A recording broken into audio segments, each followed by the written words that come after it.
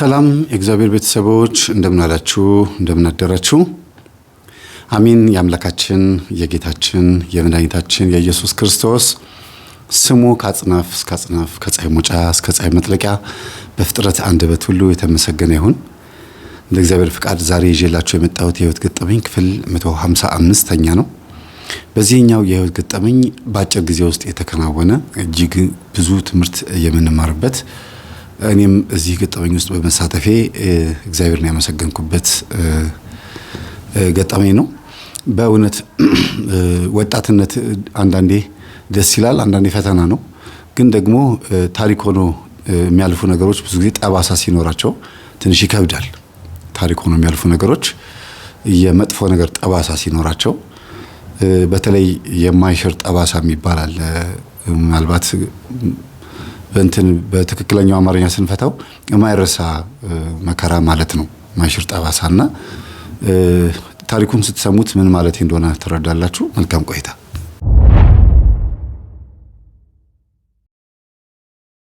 እንግዲህ ይሄ ታሪክ የሚጀምረው በወጣትነት እድሜ ላይ ያሉ ወንድሞቻችንን ትንሽ ሐሳብ በመስጠትና ምክር ባይሆንም ግን እንደው ሂንት ስሰጥ ስለገጠመኙ ሂንት ስሰጥ የብዙዎች ችግር ነው ብዬ የማስባቸው ነገሮች ላይ ትኩረት በማድረግ ነው ማለት ነውና እውነት እግዚአብሔር በአንድም በሌላ መንገድ ያስተምራል። ግን እውነት እያደር ይጠራል የሚባለው እያደር እየጠራ ነው የሚመጣው። ሐሰትም ልክ እንደዚሁ እየተገለጠ ነው የሚመጣው። እንዲሁም የተከደነ ነገር ደግሞ ተገልጦ ሲታይ ጥሩ ጠረን የሚሸታለ ግማቱ ደግሞ ማያስጠጋ ክርፋት ያለው ደግሞ የሚገለጥ ተከድኖ የነበረ ሲብላላ የነበረ ነገር አለና እንደ ባዮሎጂካል ኬሚካሎች ተከድኖ የነበሩ ነገሮች ሲከፈቱ ብዙ አይነት ጉድ ነው የምናየው። አንዳንዱ ትል ያወጣል፣ አንዳንዱ ደግሞ መልካም የሆነ መዓዛ ያወጣል። እና ይሄ ታሪክ የሚያጠነጥነው ተደብቆ የነበረ ተከድኖ የነበረ ነገር ሲወጣ ምን እንደሚመስል ያንን ነው የምታዩት። ጉድ የሚያስብል ታሪክ በሰማችሁ ቁጥር ጉድ ብሎ መጻፍ ብቻ አይደለም።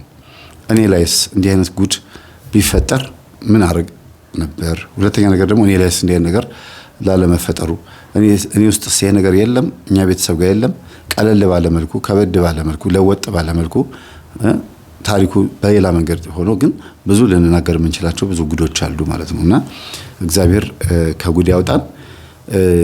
ቀጣይም ጊዜያችን ደግሞ ጉድ የሚባለው ነገር ሳናይ መጥፎ የሆኑ ነገሮችን ሳናይ ማዕት ሳናይ የኛንም የኢትዮጵያንም የተዋህዶንም ትንሳኤ ያቀርብልን። የተዋህዶ ትንሳኤ ስል እንደው መገፋት መጨቆን በእስራኤላውያን የተጀመረ አይደለም። ኢትዮጵያ ውስጥም ብዙ መከራ አይተናል። እስራኤላውያን ሲያጠፉ እግዚአብሔር እየቀጣቸው ሲበድሉ ወይም ደግሞ ከሕጉ ሲወጡ በባቢሎናውያን በተለያዩ በፍልስጤማውያንም በምንም በዙሪያቸው ባሉ አላውያን ነገስታትና እጅግ በጣም አረመኔ በሆኑ ነገስታት ሲቀጠቀጡና ሲገረፉ የኖሩ ናቸው እስራኤላውያን። ይሄ ሁሉ ግን ሕጉን በመጣሳቸው እንጂ እግዚአብሔር ደግሞ በዓለም ኃያል አድርጎ ያኖራቸው ጊዜ ነበረ። በሰለሞንና በንጉስ ዳዊት ዘመን በሌሎችም ነገስታቶች ዘመን ኃያል ሆኖ የኖሩበት ጊዜ አለ። ኢትዮጵያም ተዋህዶ ልክ እንደዛ ናትና በአባቶቻችን በቅዱሳን ዘመን ብቻ ነው የበረከት ዘመን ብላችሁ እንዳታስቡ። አሁንም ኃጢአት ሰርተዋል ብላችሁ ከምታስቧቸው አገልጋዮችና ጳጳሳት እንዲሁም ከቤተ ክህነቱ ውስጥ ደግሞ እግዚአብሔርን የሚፈሩ እንዳሉ ታውቆ ታሳቢነት ተደርጎ ስለነሱ ሲል እንዲመረን መጸለይ ብቻ ነው የሚጠበቅብን። ወደ ገጠመኙ እንግባ። ቤተክርስቲያን በማገልገል የሚታወቅ አንድ ሰፈር ውስጥ መልካምና ጥሩ ሰው የሚባል ሰው ያው የሚባል ነው ያልኳችሁ። እኔ ስለ ሰውየው ብዙ ማውቀው ነገር የለም። መልካምና ጥሩ ሰው የሚባል ሰው የጽዋ ማህበር ከፍቶ ብዙ ወጣቶችን አሰባስቦ ነበርና ከዛ ማህበር ውስጥ አንዷ ነች አንዲት ልጅ። ስለ ጽዋ ማህበር ግን ላወራ አይደለም የፈለኩት። ጽዋ ማህበር ላይ ነው የተዋወቁት ሁለቱ ባልና ሚስቶች እና ጽዋ ማህበር ላይ ቢተዋወቁም ግን እንግዳ ተጋብዛ እንግዳ ተብላ ተጠርታ በዛ በማህበሩ ላይ ጽዋ እንድትጠጣ ወይም ጸበል ጻድቅ እንድትቀምስ ተጠርታ ነው በዛው ይሄን ልጅ የተዋወቀችው።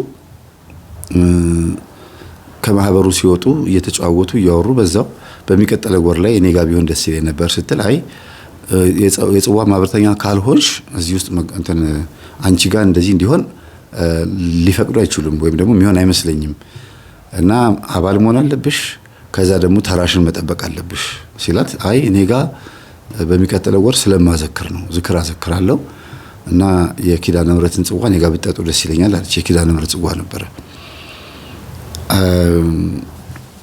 የሚገርማችሁ ይሄን ገጠመኝ ዛሬ ለእናንተ በ17 በሰማዕቱ እስጢፋኖስ ዓመታዊ በዓል የተሾመበት ቀን ነው። ዛሬ ጥር 17 ነው። ማነው ጥቅምት 17 ነው። ትናንትና ነው የገጠመኙ ባለቤቶች ደውለው መምህር ዛሬ ኪዳነ ምሕረት ስለነበረች የገጠመኙም ደግሞ ዋና ባለቤት ኪዳነ ምሕረት ስለሆነች ገጠመኙን አታቀርብም እንዴ ያሉኝ። ወይ ላቅርበው እንዴ? እኔ እኮ ወደ ህዝብ የሚበቃ ለህዝብ እንዲሆን አልመሰለኝም። እናንተ ህይወት ውስጥ የመጣሁት ለገጠመኝ ብዬ ሳይሆን እናንተ ህይወት እንዲስተካከልና እንድንመካከር ብቻ ነበር ስላቸው፣ አረ አቅርበው ብለው የጎደለ ሐሳብ ሞልተው ይኸው ዛሬ በማግስቱ ላቀርብላችሁ መጥቻለሁ ማለት ነው። ጠላት የፈለገውን ይበል፣ ግን አርፋችሁ ስራችሁን የምትሰሩ ከሆነ ስኬታማ ትሆናላችሁ። የሚገርማችሁ ከምንም አለመቁጠር ግራና ቀኝ የሚያወሩት ነገር ትውት ማድረግ ነውና በዚህ ገጠመኝ ውስጥ እንዲህ ያሉት ነገር መተው ሲያቀታቸው ታያላችሁ። ጠላት ምን አለ የሚል ጆሮ ሲሰጡ ማለት ነውና ትውቃቸው በዚህ ሆነና የአንዲት ልጅ እናት ነበረች መጀመሪያ ማለት ነው ስትተዋወቀው እና ልጅ እንዳላት ትዳር እንደነበራት አያውቅም። ልጇም ትዳሯም የነበረው ክፍለ ሀገር ነው። እዚህ መታ ለመማር የመጣችው በዚሁ ደግሞ እዚሁ ቅጥረኛ ሆና የአንድ መንግስት መስሪያ ቤት ሰራተኛ ናት። ግን ደግሞ እንደዛም ሆና ከስራ ውጪ አለሌ ዱርዬ ታውቃላችሁ፣ ኃይለኛ ዱርዬ ናትና ዱርዬነቷ በመጠጣት ናይት ክለብ በመጨፈር ሱስ ውስጥ ምናምን በመጠጥ ውስጥ በመግባት ነው፣ ዝሙት ውስጥ በመግባት ነው። ግን ይሄን ህይወቷን ትውት አድርጋ የመጣች እስኪመስለው ድረስ ይሄ ሰው ተዋውቋት ልክ በላይቭ ላይ እንደነገርኳችሁ ማታ ማለት ነው በ16 እሁድ ዕለት ማታ ላይቭ 150 ላይ ማለት ነው የፍትሃ ላይቭ 150 ላይ አሳዛኝ ገጠመኝ ያቀርብላችሁ ነበርና እሱን ገጠመኝ አቅርቤ ከጨረስኩ ከዘጋሁት በኋላ እነዚህ ሰዎች ደውለውልኝ የኛን ታሪክ እኮ ነው ያቀረብከው መምህር አሉኝ። አይ ይመስላል እንጂ እናንተ አይደለም አልኳቸው። ከዛ የኛን መቼ ነው የምታቀርበው አሉኝ። እናንተን ማቅረብ ይቻላል ብዬ ይኸው ዛሬ አቅርቤዋለሁ። በጣም የሚገርመው ነገር የአንድ ልጅ እናት ናት። ልጁንም የወለደችው ከማን እንደሆነ አታውቅም፣ የልጁን አባት። እንዲያውም ተረት አለ፣ ቀዥቃዣ ሴት የልጇን አባት አታውቅም የሚባል ተረት አለ። ይሄ ማለት የልጆቻቸውን አባት ለማያውቁ ሴቶች የተተረተ ተረት ብቻ አይደለም፣ መንቀዥቀዥንም ያሳያል። ራሱ በመንቀዥቀዥ ውስጥ ከስንት ወንድ ጋር እንደተኛች ራሱ አለማስተዋወሷልና ከብዙ ወንዶች ጋር እንደተኛችም ደግሞ የሚጠቁም ነው። ቀዥቃዣ ሴት የልጇን አባት አታውቅም ሲባል የልጇ አባት ማንም ይሁን ማንም፣ እሷ ግን ከስንት ወንድ ጋር ትተኛና ትወጣ ትንቀሳቀስ እንደነበረ ያሳያል። ተዋወቁ። ልጅ እንዳላት በፍጹም አያውቅም፣ ትዳር እንዳላት አያውቅም፣ እንደነበራት ማለት ነው አያውቅም። በእርግጥ ትዳሯን ፈታለች። ልጅም የወለደችው ደግሞ እዚህ ከመጣች በኋላ ነው። መጣ ወልዳ እንደገና ደግሞ የት ሄደች? ገጠር ወልዳ ልጁን ደግሞ እዛ አስቀምጣ ነው ተመልሳ ሄደችው። ዩኒቨርሲቲ እንደጨረሰች አዲስ አበባ ላይ እሷ እንደምትለው ከሆነ አንድ ልጅ ዱቅ አረኩ ነው ያለችው። እንደተቀጥታ ቃል በቃል ተናገረችውና ይሄን ልጅ ወስጄ ለእናቴ ሰጥቼ ገጠር ላይ እረኛ እንዲሆን ሰጥቻት መጣሁኝ። የሆነ ቀን ላይ ወስደዋለሁ። የገጠርን ባህል ትንሽ ከለመደ ከ6 ዓመት ከ7 ዓመት በኋላ አምጥቼው ከኔ ጋር ይኖራል ብዬ አስቤ ነው የወሰድኩት ነው የምትለው። ሐሳቧ 10% ነው ውሃ የሚያነሳው። ለምን ገጠር ወስዶ ብዙ ጊዜ ልጅ የሚሰጡ እንዲሁም ገጠር ሄደው ወልደው የሚመጡ እዚህ ጓደኞቻቸው እንዳይተርቧቸውና ስራም እንዳይስተጓጎሉባቸው ከዛም አልፎ ተርፎ ደግሞ እንደፈለጉ ለመዝለል እንዲመቻቸው ነው። ቀጥሎ ደግሞ ያው ከውርደቱ ለመሸሽ እንዳለ ሆኖ ገጠር ያሉን ሰዎችን የመናቀም ስራ ነው፣ እነሱን የመናቅ ነው እንጂ ለእውነት ለእናት ልጅ ሊሰጥ የልጅ ልጅ ያመጣውልሽ ለማለት እንዳልሆነ ይታወቃል። ገጠር ብትሆን ምን እንደሚጠብቃት ይታወቃል። ግን ተምረዋል ተብሎ የሚታሰቡ ልጆች ብዙ ጊዜ ከተማ ገብታለች ገንዘብ ታመጣለች ተብላ ስትጠበቅ ገጠር ሄዳ ልጅ አስቀምጣ ስትመጣ ደግሞ ትንሽ ይከብዳል አይደለም? እንደዚህ የሚያደርጉ ብዙ እናቶች አሉ። እንዳልታወቀ ሆነው 20 ዓመት 30 ዓመት ቆይተው የገጠር ልጅ እንዳላቸው ሲነቃባቸው በቃ ከተነቃ ተነቃ ነው የልጅ ነው የወለድኩት ለምን አረኩ ይላሉ። ሁሌም የተለመደች ቃል ናት። እንዴ እኔ እኮ አልጣልኩም እኮ ልጅ ነው የወለድኩት ምን ነው እንዴ ሰው ነው በቃ ይላሉ። ባላቸው እንደዛ አድርጎ ቢሆን ኖሮ ደግሞ ምን ይሆናሉ? ባላቸው ሌላ ቦታ ወልዶ ልጁ ጎረምሳ ሆኖ ቢመጣ ከኔ ውጪ መውለድህ ብቻ እኮ አይደለም በመሃልም እየሄድክ ከሷ ጋር ምን ትተኛ ነበር ማለት ነው ብላ ነገሩን ታሰፋው ነበርና አንዳንድ ጊዜ እኩል ኃጢአት የሚሆንበት ጊዜ አለ ሁለቱም ላይ። ይሄ ሰው ካገባት በኋላ የሚኖሩት በአንድ ግን ብሎኬትም አይደለም አግርስቶም አይደለም ብቻ የሁለት ቤቶች በዛ በኩል ያሉትና በዚህ በኩል ያሉት ሰዎች ትንሽ ድምጻቸው ይደማመጣሉ ይሰማማሉ። ምናልባት ኮርኒሱ የጨርቅ ኮርኒስ ስለሆነ የቤታቸው ጣራ ሁሉም ጨርቅ ስለሆነ አንዳንዶቹ ነው ፋይዚት የሚያደርጉትና ሞር ድምጽ በብዛት ይሰማል። ጮክ ብሎ ካወሩ ይሰማል። በተለይ ጭቅጭቅ፣ ዱላ፣ ጸብ ምናምን ድብድብ ከሆነ በደንብ ነው የሚሰማው። እና በዚህኛው አንፃር በኩል ያለችው ልጅ ደግሞ ከጽዋ ማህበርተኞች ውስጥ አንዷ ናት። እና እሱም ጽዋ ማህበርተኛ ነበረ ነው በወቅቱ ነው። እንደገናም ደግሞ እሷም ጽዋ ማህበርተኛ ነች። ጎረቤት የተባለችው ልጅ ማለት ነው። በጣም ጎበዝ፣ በጣም ንቁ፣ በጣም መንፈሳዊት እግዚአብሔርን የምትፈራ ልጅ ናት። ቅዱስ ቁርባን የምትቀበል ልጅ ናት። ከዛ ውጪ አንገቷን ደፍታ የምትወጣ አንገቷን ደፍታ የምትገባ ከሰፈር ጎረምሶች ጋር አንድ ቀን የማትነካካ ይሄ ማለት ጨዋነትን የሚገልጽ ነው ተብሎ ከታሰበ ነው ነገራቸው። ከዛ ውጪ ግን ጨዋነቱ በትክክል የተረጋገጠላት እሷ አለመፈለጓ ብቻ ሳይሆን የሰፈር ጎረምሶች ራሳቸው እሷን መንካት አልፈለጉም የሚለው ነገር ወንድም ስላላት አይደለም፣ ወንድም የላትም ወይም ደግሞ አባቱ የሚያስፈራራ ሽጉጥ ምናምን ስላለው አይደለም። እንዲሁ ልጅቷን በጣም ነው የሚያከብሯት። ስታገለግል ወዲያው ስትል ስለሚያዩት እነሱ ድሩዬ ስለሆኑ አቺ ነስቲ ምናምን ብሎ ደፍሮ የሚጠራት የሰፈር ጎረምሳ የለም። ግን እነሱ አካባቢ ስትደርስ ስትራመድ ቆይታ ሸክሸክ ያርግሽ ስትራመድ ቆይታ እነሱ ባሉበት ጎረምሶቹ ባሉበት በኩል ስታልፍ ረጋ ብላ ነው የምታልፈው፣ ቀስ ብላ ነው የምታልፈው። ያ ማለት ምንድነው? ፈርታ ነው፣ ፍርሃት አለባት። ካሁን ያስቆሙኛል ይሉኛል ብላ ነው የምትፈራውና ከዛ አንደኛው ከነዛ ውስጥ መካከል ግን ተነስቶ ሄዶ አጠገቧ ለመጀመሪያ ጊዜ ቆሞ አረ እባክሽን ይሄ ሰው ያገባትን ሴት እውነት አውቋታል ምናምን ብለው ነገሩት። እነዚህ ዱርዬዎች ናቸው።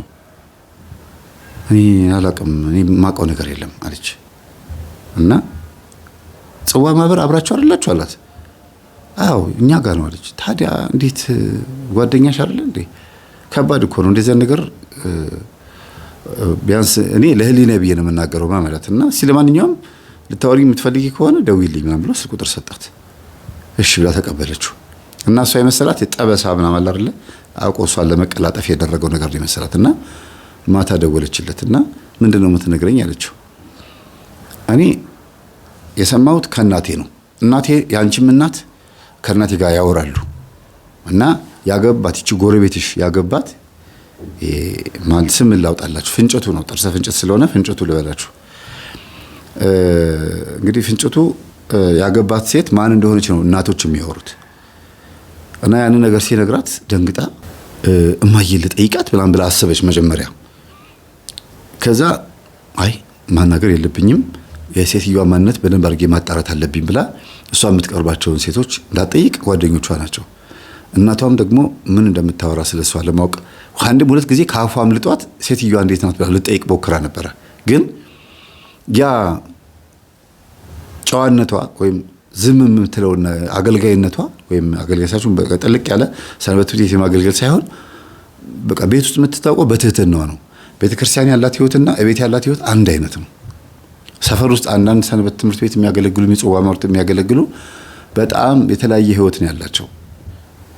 ክርስትና እንዳንቺ ከሆነ ባፍንጫ ይወጣ በስማም አንቺ ነሽ አሁን ሄደሽ ታቦቱን የምታገለግዩ ምናምን የሚባሉ በጣም ከበድ ያለ ህይወት ያላቸው እህቶች አሉ። ወደው አይደለም በርግጥ የተያይዘው ነው። ግን ራስን ማስተካከል የመሰለ ነገር የለም። እግዚአብሔርን ባናሰድበው መልካም ነው። በእናንተ ምክንያት በአሕዛብ ዘንድ ስሜ ጠፋ፣ ስሜ ተሰደበ ነው የሚለው እግዚአብሔር አንዳንድ ጊዜና በነቢያት ላይ አድሮ የተናገረውን ቃል ማሰብ ያስፈልጋል። ይቺ ልጅ ግን በቤት ውስጥ ያላት ጸባይ እና ቤተክርስቲያን ያላት ጸባይ አንድ አይነት ነው። እናቷ በጣም ነው የምታከብራት፣ በጣም ነው የምትወዳት። እናትየዋ ራሷ ልጇን እንደ ትልቅ ሰው ነው ቁጭ አጋ የምታማክራት። ቤት ውስጥ ያለውን ችግር ለመፍታት እናትየዋ ከልጇ ጋር ካልተማከረች አይሆንላትም። ግን ሰፈር ውስጥ ደግሞ በማዳመጥ ትታወቃለች። በማውራት አይደለም፣ በማዳመጥ። አንዳንድ ሰዎች ለሐሜት ክፍት ቅርብ የሆኑ ሰዎች አሉ። ሐሜተኞች ባይሆኑም እሺ ከዛስ ወይ ጉድ አይገርምሽም ይገርማል እያሉ የሚያወሩትን ሰዎች ልባቸውን ሰጥተው እንዲያዳምጧቸው የሚያደርጉ ሰዎች አሉና እንደዚህ አይነት ሴትዮ ናት። በጣም ነው ወሬ የምታዳምጠው። ሰምታ ግን ለብዙ ሰው አታወራም። ዋጥ አድርጋ አሁንም እንደገና ወሬ ለመስማት ነው እነሱ ጋር የምትሄደው። በምን ትታወቃለች?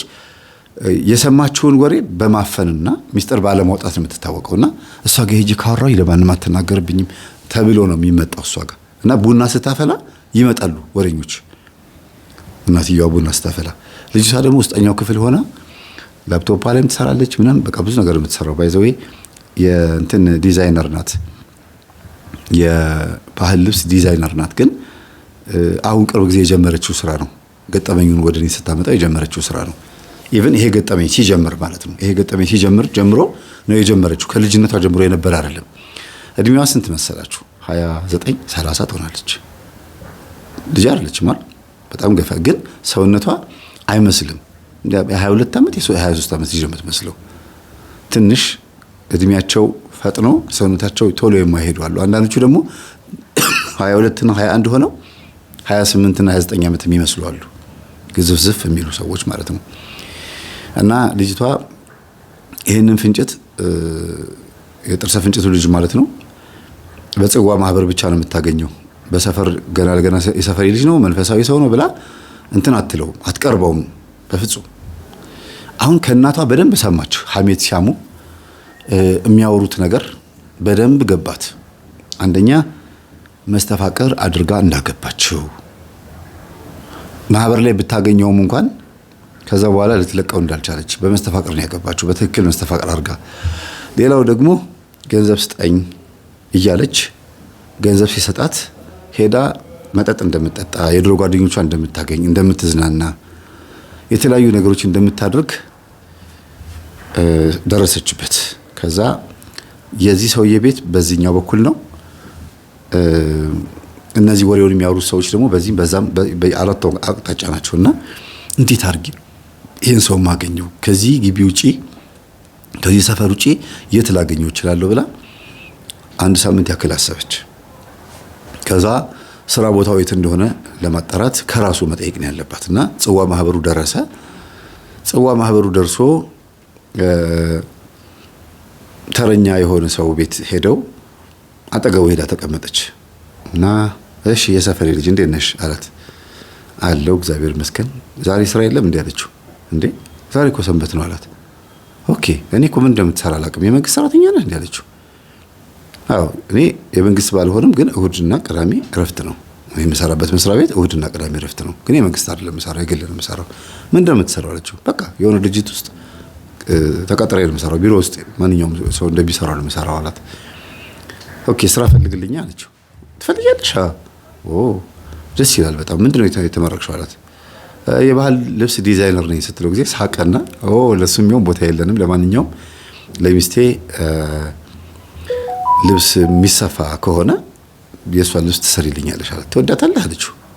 ዞር ብላ አያትና ምን ማለት ነው አላት። ትወዳታለህ? አዎ። ታዲያ ለምን ልጅ አልወለዳችሁም አላት። አይ ምንም ችግር የለውም ግን በፕሮግራም እንውለድ ብዬ ነው። በዛ ላይ ደግሞ ዝግጁ አይደለችም። አሁን ዝግጁ አይደለችም። በሚቀጥለው ዓመት ምንወልድ ይመስለኛል አላት። ግን እንድንቀራረብ እፈልጋለሁ አለችው። በምን ምክንያት አላት። ዝም ብለህ እንዲሁ በቃ ስልክህን ስጠኝና እናውራ። ቴሌግራም ላይ ሴቭ ስታደርገው ስልኩን ሌላ አድርገውና እኔ እናንተ እናውራ አለችው። ቴሌግራም ላይ ሴቭ ማድረግ አልችልም፣ ስልኬ ይጎበኛል። እኔና አንቺ ማውራት ለምን እንዳስፈለገን ብትነግሪኝ ደስ ይለኛል አላት። አይዞህ እንዴ ሚስት አለ፣ እንደገናም ደግሞ መልካም ሰው ነህ፣ በጣም ጥሩ ላይፍ የምትመራ ሰው ነህና ያለህበትን ህይወት ምንቀንቅ መበጠበጥ አይደለም ስትለው ጊዜ የምታወሪው ነገር ግራ ገብቶኛል። አንቺ እንደዚህ አይነት ባህሪ የለሽም። እንኳን አሁን ያወራሽው ነገር ልትሆኚ ቀርቶ ዛሬ ራሱ እኔን በማውራትሽ ራሱ ገርሞኛል። ማለት ለኔ በጣም ትንግርት ሊሆነብኝ። ቀና ብለሽ እኮ ሰው ማታይ ሰው ነሽ። ባጠገብሽ ያለፈው ሰውዬ ማን እንደሆነ እንኳን አታይም። ከአይናፋርነትሽ የተነሳ ጀርባሽ ጎብጧል አላት። ማርያምን የዚህ ነክል አለችው። አዎ በጣም አጎንበሰሽ ነው የምትሄጂው። መንገድ ላይ ተመሳሳይ አይነት እርምጃ ተመሳሳይ አይነት አካሄድ ነው የምትሄጂው አላት። በጣም አመሰግናለሁ። እንዴ እኔ ያበሻ ልብስ እየሰራው ለሞዴሎች ልብስ እየሰራው እኔ ራሴ ጎባጣ ነኝ እንዴ አለችና አስተካክላለሁ አለችው። አይ እኔ ቀና ብለሽ ደረትሽን ነፍተሽ ሂጂ ማለት አይደለም፣ ደግሞ በዛ ምክንያት ብዙ ችግር እንዳይገጥምሽ እንደዛው አንገትሽ እንደደፋሽ ብትኖሪ ጥሩ ነው ምናምን ብሎ ቀለዱና የምሬ ነው ስልክህን ስጠኝ አለችው። እንዴ አላት። ከዛ ኖ አላት። በቃ ስልኬን አልሰጠሽም፣ እንደዚህ አይነት ልጅ እንደሆንሽም አላውቅም ነበረ። ስልኬን አልሰጠም የምልሽ ግን ስላስደነገጥሽኝ ነው። እንዲሁ ግን ኖርማል ሰላም መባባል እንችላለን አላት። እንዴ ለሰላምታውማ ይኸው አንድ ማህበር ነን፣ አንድ ሰፈር ነን፣ ችግር የለውም። ግን ስልክህ ያስፈልገኛል አለችው። አልገባትም።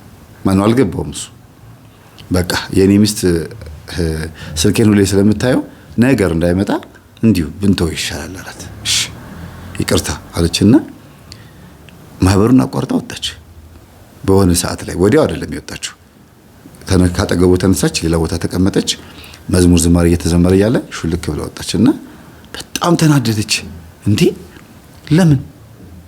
ለምንድን ነው ማለት ወንድ ነው እሱ ስልክህን ስጠኝ ሲባል እንዴት አይሰጥም የሚል ነገር አደረባት መጀመሪያ። በዛ ላይ ደግሞ መጥፎ ልጅ እንዳልሆንኩ ያውቃል። ለምን ነው ሊሰጠኝ አልፈልገው? ስለኔ የሰማው መጥፎ ነገር አለ እኔ ላድነውን እንጂ ምን ቸገረኝ እያለች በቃ ብቻዋን እያወራች ትሄዳለች።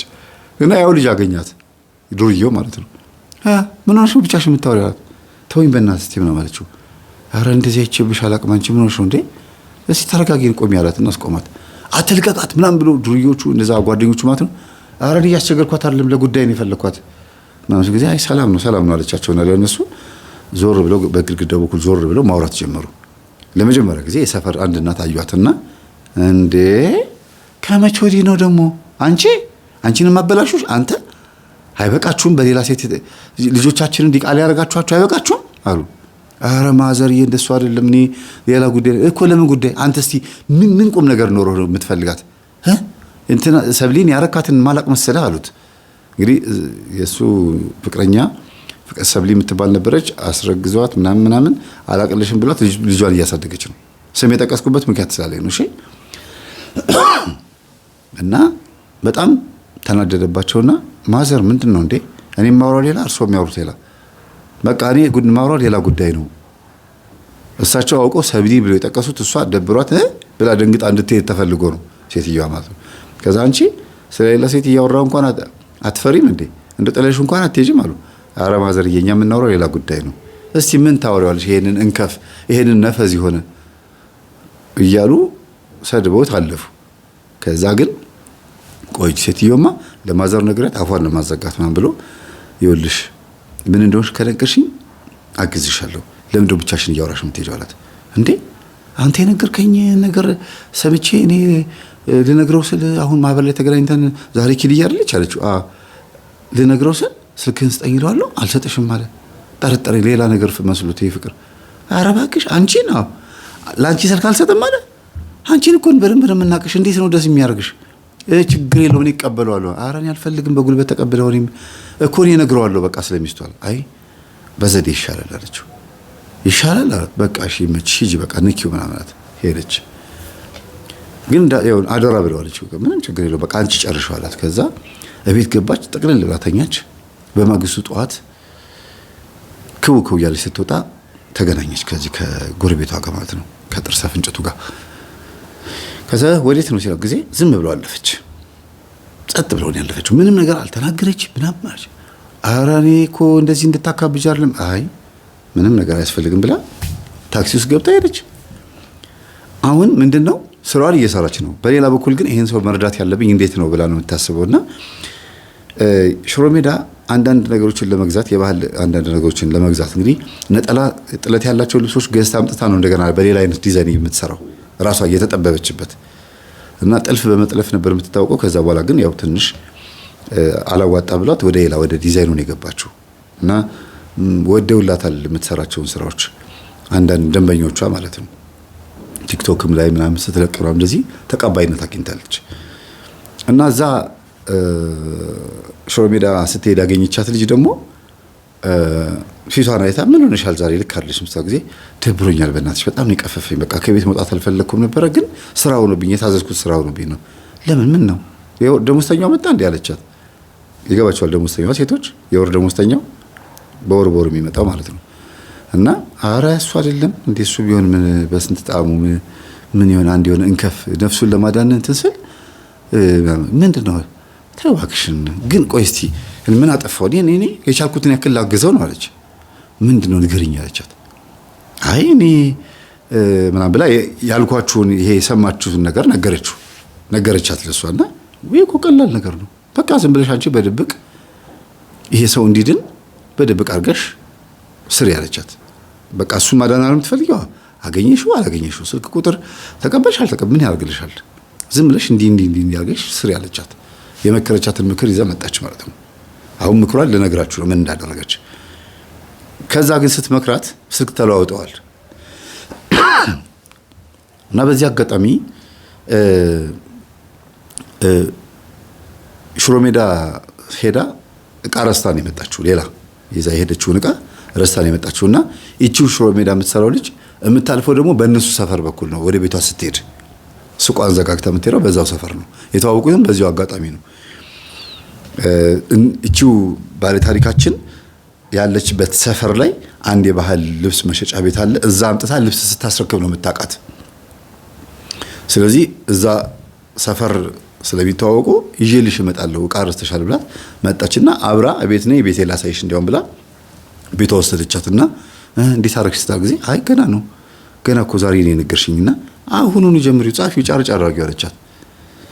ከዛ ሚስቱን እንዴት መከታተል እንዳለበት ማን እንደሆነች ሳትታወቅ እንዴት እንደምታግዘው የሚያሳይ ነጥብ ነው። ይሄንን ተመካክረው ጓደኛዋም ሄደችና ከሰፈር ውስጥ አንድ የሆነ ልጅ መረጪ። ያ ልጅ ማን እንደሆነ አንቺ ነሽ የምታውቂው። ያን ልጅ መልእክት አድራሽ አድርጊው።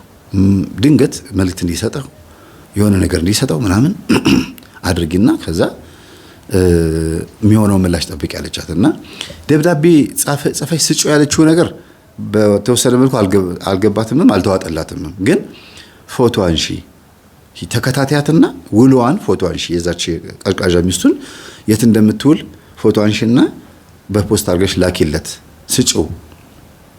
ከዛ በኋላ የሚሆነው ነገር ያለቻት ነገር ተውጦላታል። እሷ ምንድን ያደረገችው ፎቶ አንስታ ትልክና ከዛ ደግሞ ደብዳቤ መስጠት ከዛ ፎቶ ከዛ ደብዳቤ ቪዲዮም ደብዳቤም እና ማንነቷ እንዲታወቅ ወንድ ትሁን ሴት ትሁን ወንድ ይሁን እንዲታወቅም አልፈለገችም። እሷ ደግሞ ሴት መሆንሽን አሳውቂ ብሏት ነበር። እሺ አለች። ይሄን የምታደርገው ግን በነገራችን ላይ በሰማችው ነገር ተናዳባት ነው። በሴቷ ነች የተናደደችው። እንዴት እንደዚህ ታረጋታለች እንዳታረጋዋለች ብላ ከዛ ክትትል ጀመረች። በልቺ ልጅ ተከታተል፣ የሰፈራችን ልጅ እቺ ሴትዮ ተከታተል። እናትህ ስታወራ እንደሰማ ሁሉ እኔም የሰማሁት ነገር ከበድ ያለ ነው።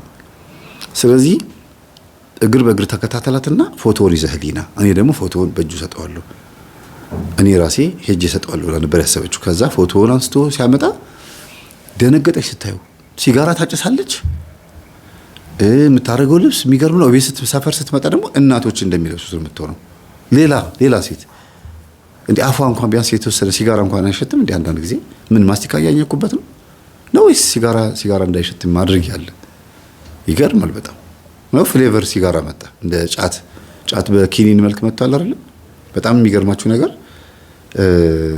እቺን ከንፈር እቺን ማለት ነው እቺን ገለጥ ያደርጉና እቺ ድድ ላይ ቁጭ የምትደረግ ኪኒን አለች።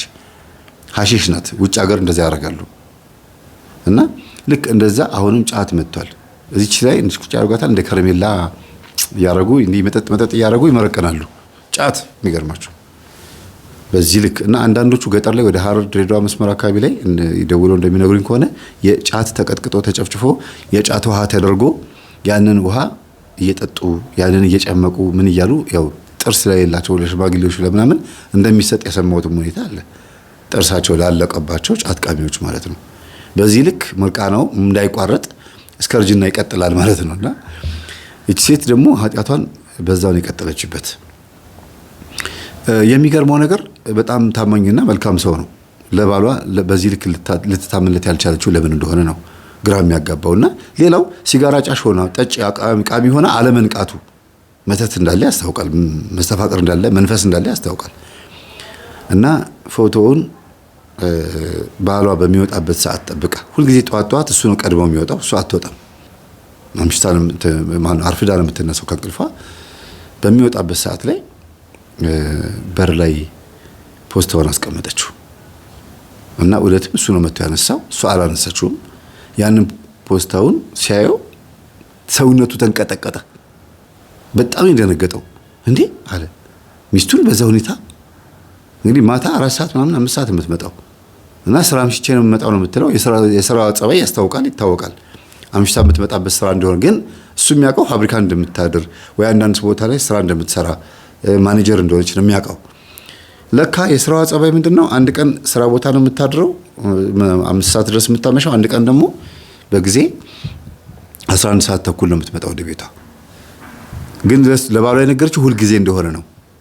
ለምን ያ ወደ ቤቷ በማትመጣበት ሰዓት 11 ሰዓት በምትወጣበት ሰዓት ወደ ናይት ክለብ ከጓደኞቿ ጋር ሄዳ ለመጨፈርና ለዛ እንዲመቻት ነው። በደሞዝም ሆነ በገንዘብ የሚበልጣት ባሏ ነው። እሷ ግን ስራ አለኝ ብላ የምትወጣው የቤት እመቤት ላለመሆን ብቻ ሳይሆን ያው እንደዚህ ወጣ ማለት ስትፈልግ ለምንድን ነው የት ሄድሽ ብሎ እንዳይላት መሄጃ ምክንያት ነው ማለት ነው እንጂ ስራው የሚጠቅም ነገር ሆኖ አይደለም። ማኔጀር ብትሆንም ደሞዝ በከፊል በግማሽ ይበልጣታል። ፎቶውን አየ። ምን ይላል? ከፎቶ ጀርባ ላይ ገልበጥ ፖስታው ላይ ምን ይላል? ይሄንን ፎቶ ካየህ በኋላ ምንም እንዳትተነፍስ፣ ምንም እንዳትናገር፣ በተናገርክበት ቅጽበት ውስጥ ስለምትጎዳ የቀሩ መረጃዎችን እሰጣለሁ፣ ዝም ብለህ ተከታተለኝ የሚለው። ከዛ ስልክ ቁጥር የለው ምን የለው። ማን ነው ምንድን ነው አለ። ፖስታውን ኪሱ ውስጥ ከተተና ሄዶ በተኛችበት አያት ሚስቱን። በቃ ሊያንቃት ፈለገ። እንዲህ ማለት ፎቶ አኒሜሽን መሰለው፣ ፒንትረስት ኤአይ መሰለው፣ ከዛ ደግሞ አዶቢ ፎቶሾፕ መሰለው። ግራ ገባው። ፎቶን ያህል ተኝታለች፣ እልም ያለ እንቅልፍ ተኝታለች። ሄደ አሸተታት። እንግዲህ ሲጋራ ስታጨስ ስትጠጣ ነው ያያት። ግን አይሸትም። ሲጋራማ አይልም፣ መጠጥም አትልም። በፍጹም ይሄ ሽታ የለም። እና እህቷ ነች። የመልክ መመሳሰል ሆኖባቸው ነው። ልብሱ ደግሞ ይኸው ራሱ ነው የለበሰችው ልብስ። እዚህ ጋር ይኸው ልብሱ አለ፣ አውልቀዋለች። ደነገጠ። እዛው ፎቶ ላይ ያለው ልብስ እና ቁጭ አለ። ተነሳ፣ ወጣ፣ ገባ። የግቢውን በር ከፍቶ ሳይወጣ ብቻ 5 6 የተቀመጠ በቃ ለመውጣት ለመሄድ ልግደላት፣ ልጠይቃት፣ ተው ተብያለሁ። ደግሞ ትጎዳለህ። በምን ይሆን የምጎዳው? ከጠየኳት ትጎዳለህ ተብያለሁ። ስለዚህ ያለኝ አማራጭ መጠበቅ ነው። ራሷ ትሆን እንዴ ልትለየኝ ፈልጋ ነው? እስቲ ባህሪዋ ነው ያለው፣ ጸባይዋ ነው ያለው ብሎ ጸባይዋን መከታተል ጀመረ። በቃ ሄደ። ስራ ቦታ ምንም መስራት አልቻለም። መሀል ላይ አቋርጦ ከወገርጆቹ ጋር ለመጫወት እንውጣ በቃ እያላስጨነቃቸው። አንተ ዛሬ ምን ሆነሃል አሉት። በቃ ስራ መስራት አስጠልቶኛል። እንዴ ብዬ ልስራ ማለት እንዴ እኮ ምን ሆንክ? አመመኝ፣ በቃ ጭንቅላቴ ራሴን አሞኛል። ምን ገጥሞን? ከሚስት ጋር ሰላም አይደለም? አይ ሰላም ነኝ፣ ሰላም ነን። ደውለው ሁሉ ጠየቋት። አረ ሰላም ነን አለቻቸው። አይ ትንሽ ተረብሿል። ምን ሆኖ? እኔ እንጃ ተቆነጠነጠበ። ከዛ ምን ነው የኔ ውድ ና በቃ ተዋቸው ና አቋርጥና ና አለችው። አለ ደነገጠና ሄደ። ቡና ፍልታ ምን ብላ ጠበቀችው። ለዝሙት ቅርብ የሆነ ልብስ ይሄ ሩካቤ ለመፈጸም የሚመች አይነት የውስጥ ልብስ ለብሶ ምናምን ሽቶ ነስንሶ በቃ ብቻ ይሆናል አይደል ትሪት ለማድረግና በቃ ተዋቸው። አሁን ቡና ሳፈላል የሚገርም በቃ የዶሮ አይን የመሰለች እንትን ቡና ፈላላለሁ ከዛ ስትጠጣለ ይተዋል አለችው። እንዳለችው ቡና ሲጠጣ ተው። ቡና ሲጠጣ ተው ያልኳችሁ ለምን እንደሆነ ይገባችኋል። ከመንፈስ ጋር ማያያዝ ብቻ ሳይሆን አብራ የሰጠችውም ነገር እንዳለ ነው የምትረዱት። ለምን አንዳንድ ጊዜ ህፃናቶች ንጭንጭ ሲሉባችሁ ምንድን ነው የምታደርጉት? እንቅልፍ መጥቶ ይሆናል ብላችሁ እንደምንም ብላችሁ አዝላችሁ ያላችሁ አንድ 10 ደቂቃ 20 ደቂቃ ዋጋ ትከፍላላችሁ አይደል?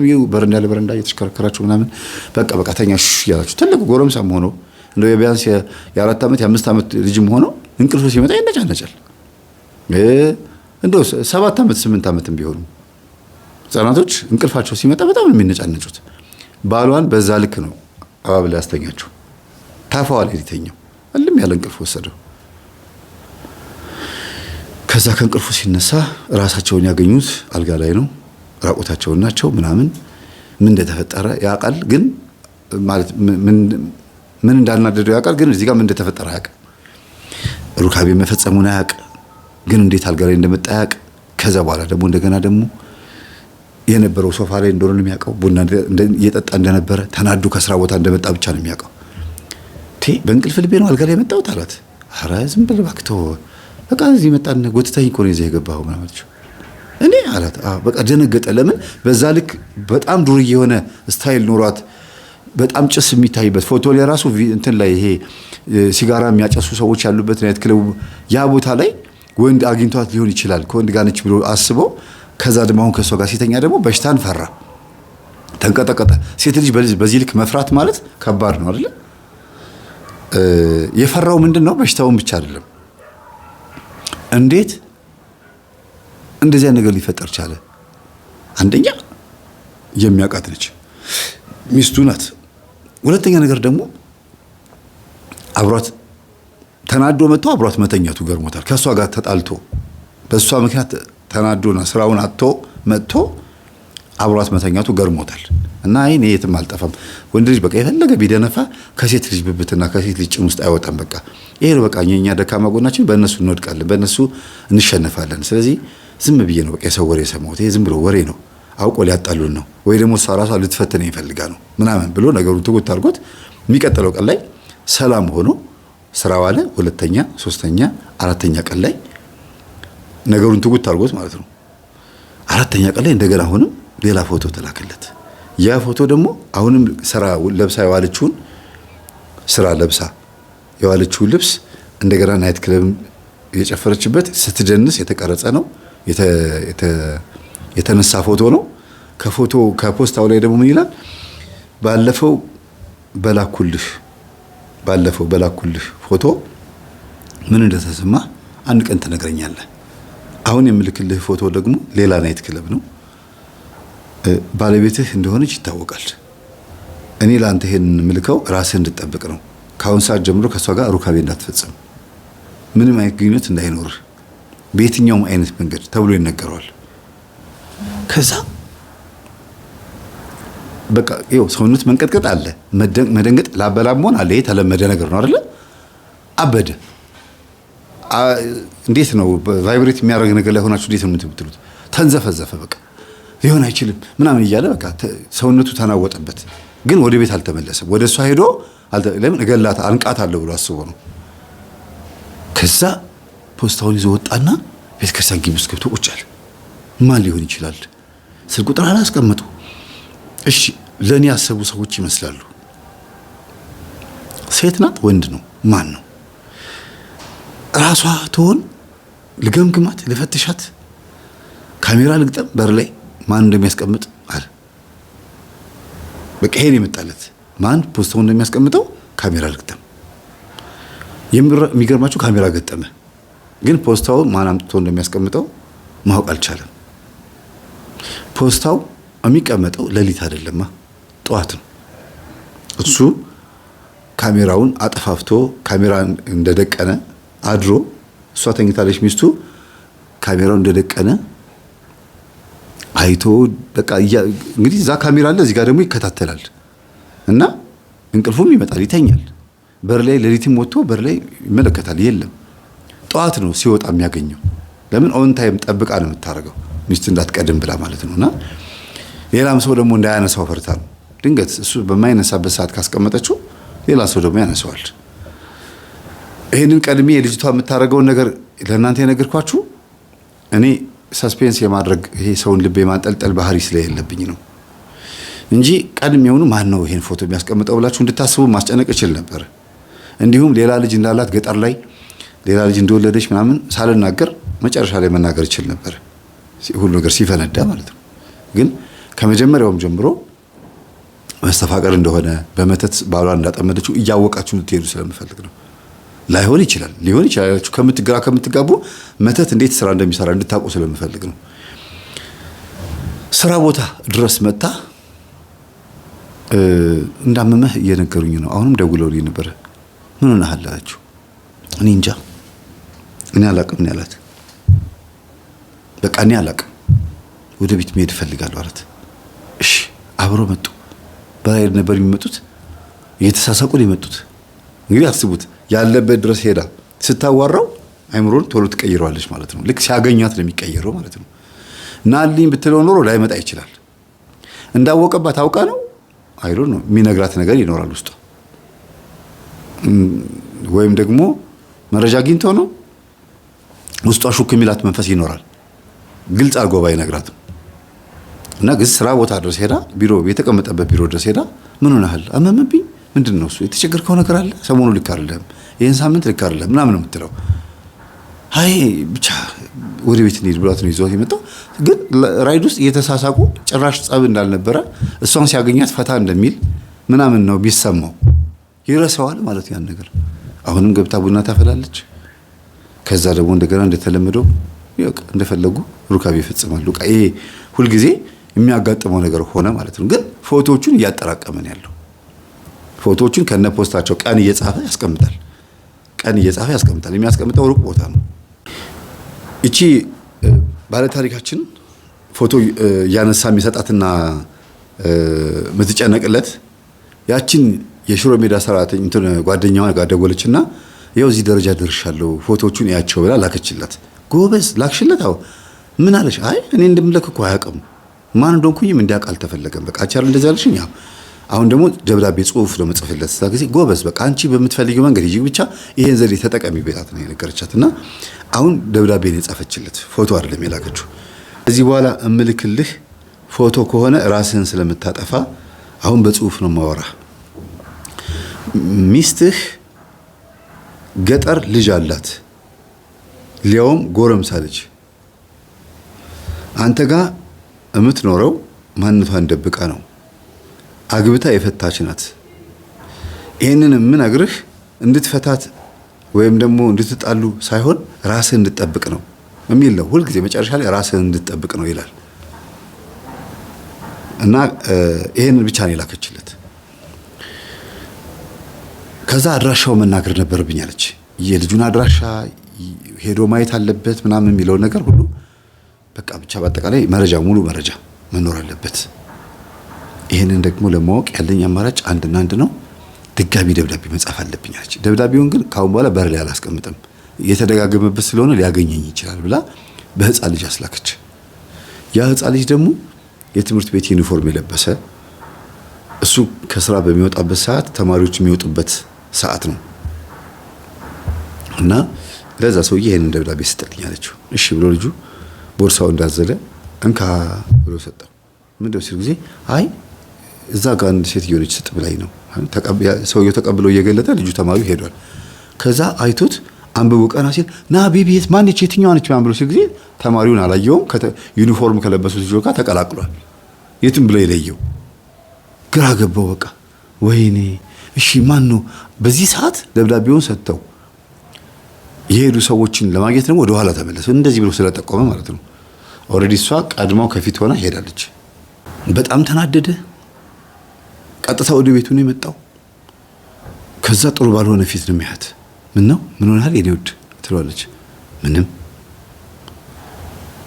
ከዛ አይኑን ከሷ ላይ አይነቅልም። ምን ሆነሃል ታዲያ እንደዚህ ነው የምታየኝ? እንደዚህ ፊት ራሱ ልክ አይደለም ወይ?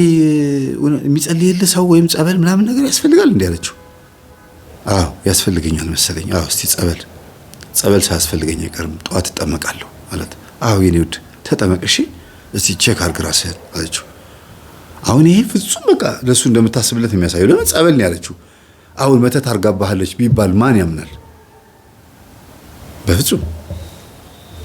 ከዛ ጠዋት ጸበል ሊጠመቅ እንደሚወጣ ምንም የምታውቀው መረጃ የላትም። ግን የሱ ቤትና የሷ ቤት በማዕከላቸው አንድ ሌላ ሰው ቤት አለ። እንግዲህ ሰው ሲጣላ ድምጽ ይሰማል ብያቸዋለሁ። እና ጸበል ጠዋት ሊወጣ ሲል ጮክ ብላ ስታወራ ሰማች። ሚስትየዋ ስታወራ የኔ ውድ ዕቃ ረስተሃል ምናምን አለችው። አላት ዕቃ ረስተሃል። እንግዲህ የእነሱ ቤት በዚህ በኩል ሆኖ የቤታቸው በር ፊት ለፊት ነው ግቢ ያላቸው። በጓሮ በኩል ደግሞ በቤታቸው ጀርባ ደግሞ የልጅቷ ቤት የራሳቸው ጓሮ አላቸው። የሚያገናኛቸው ግድግዳ ነው ማለት ነው። ገባችሁና ዕቃ ረስተሃል ምናምን አለችው። ከዛ ተይው ጸበል ነው የሚሄደው አለ ጮክ ብሎ። ጸበል ቢሆንስ ታዲያ ለምን ትተኸው ትሄዳለህ? እኔ ይሰርቁብኛል፣ ስልኬ ምናምን ይሰርቁብኛል ብሎ ስልኩን አስቀምጦ ነው ሄደው። ኦኬ ጸበል ነው እንደሚሄደው ብላ ተከትላ ወጣች። እና መንገር ያለባት መተት እንዳደረገችበት፣ ድግምት እንዳደረገችበት፣ በመተት እንደምትንቀሳቀስ እና ያለ መተት የትም ቦታ እንደማትንቀሳቀስ በዚህ ነገር ውስጥ ያለፈች ሰው እንደሆነች የሚገልጽ ደብዳቤ ጻፈች። ይሄ መረጃ ያገኘችው ከዚሁ ከእናቶች ነው። እናቶች ናቸው የሚያወሩት። ከየት አገኙት? እሱም በኋላ እንደርስበታለን። ይሄ መረጃ ከየት አገኙት አጠቃላይ ማለት ነው። እና ያንን ደብዳቤ ጽፋ ሊጠመቅ ሲገባ ለአንዱ ጸበልተኛ ምን ብላ ትነግረዋለች? ሴት መሆኔ እንዳትናገር፣ ወንድ መሆኔንም እንዳትናገር። ይህንን ግን ድንገት ሰውየው ሳያይ ተጠምቆ እስከሚወጣ ድረስ ኪስ ውስጥ ይሄንን ክተትለት። ለምንድን ነው? አይ በቃ ዝም ብዬ እንዲያነባው ስለፈለኩ ነው አለችው። በቃ ወደው ይሆናል ምናምን ብሎ ፌቨር ስላለኝ ምናምን ብላው ነው። ዝም ብሎ ብቻ ከታ ውጣ አንተ ሂድ አለችው። ከዛ ሱሪውን ተከታተል፣ የማን ሱሪ እንደሆነ ምናምን ቼክ አድርጋለችው። ተከታትሎት ገባ። ኪስ ውስጥ ያንን ደብዳቤ ከተተ፣ ተጠምቆ ወጣ። አጅሬው ደግሞ ፍንጭት ጥርሰ ፍንጭቱ ተጠምቆ ከወጣ በኋላ እጁን ኪሱ ሲከት ደብዳቤ እንዴ ጭራሽ ጸበል ቦታ ይሄማ እግዚአብሔር ነው እየነገረኝ ያለው እንዴ ጸበል ቦታም የሚመጣ ሰው ነው ወንድ ነው መሆን ያለበት አለ። ለምን እዛ ቦታ ሴት እንደማትገባ ይታወቃል። ወንድ ነው ያደረገው። በቃ የሚከታተለኝ ሰው አለ።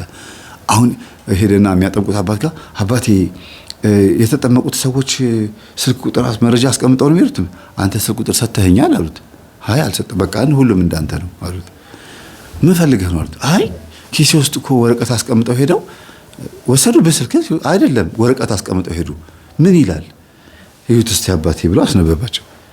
ከዛ ሚስትህ መተተኛ ናት፣ በመተቷ አደንዛህ ነው እንጂ በዚህ ሁሉ ፍጥነት ፎቶ ተልኮልህ እንደዚህ መረጃ ተሰጥቶ እንዴት አብረሃት ትሳሳቃለህ? እንዴት ይጫወታል? እንዴ በዚህ ልክ ትሆናለህ? ምን አይነት ሰው ነህ? እንዴት አትነቃም? ራስህን ጠብቅ። ከስር ሁሉ ጊዜ ይጻፋል።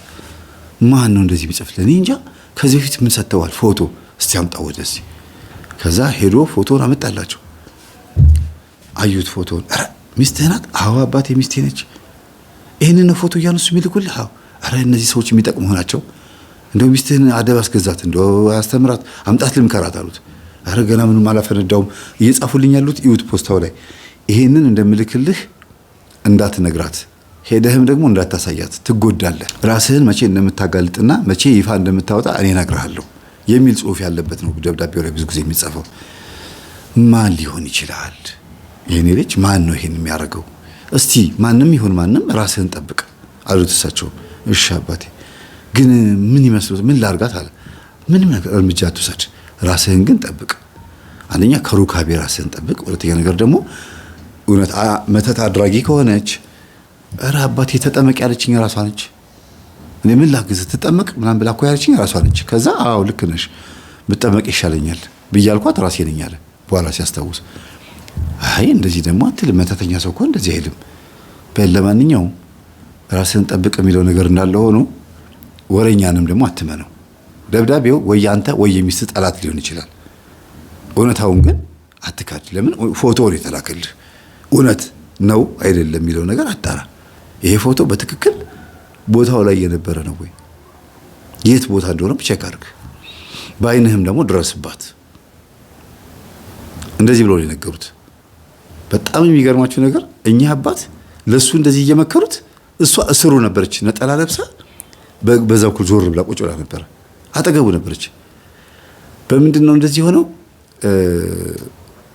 ተጠምቆ ሲወጣ በቅርብ ርቀት ልትከታተለው ነበር የፈለገችው።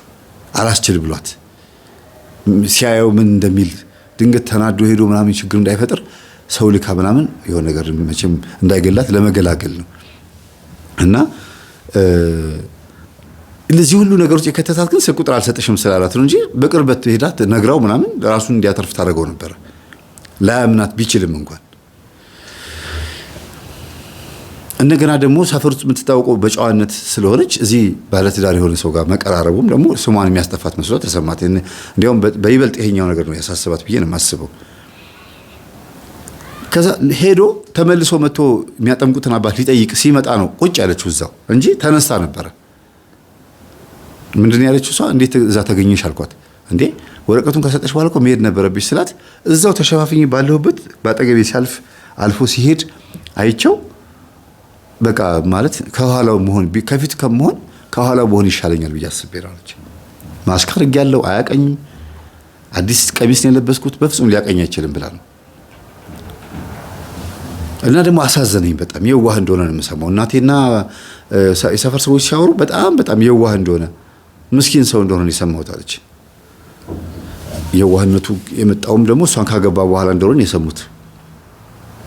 ለምን ሲባል ገንዘብ ለማንም አይሰጥም።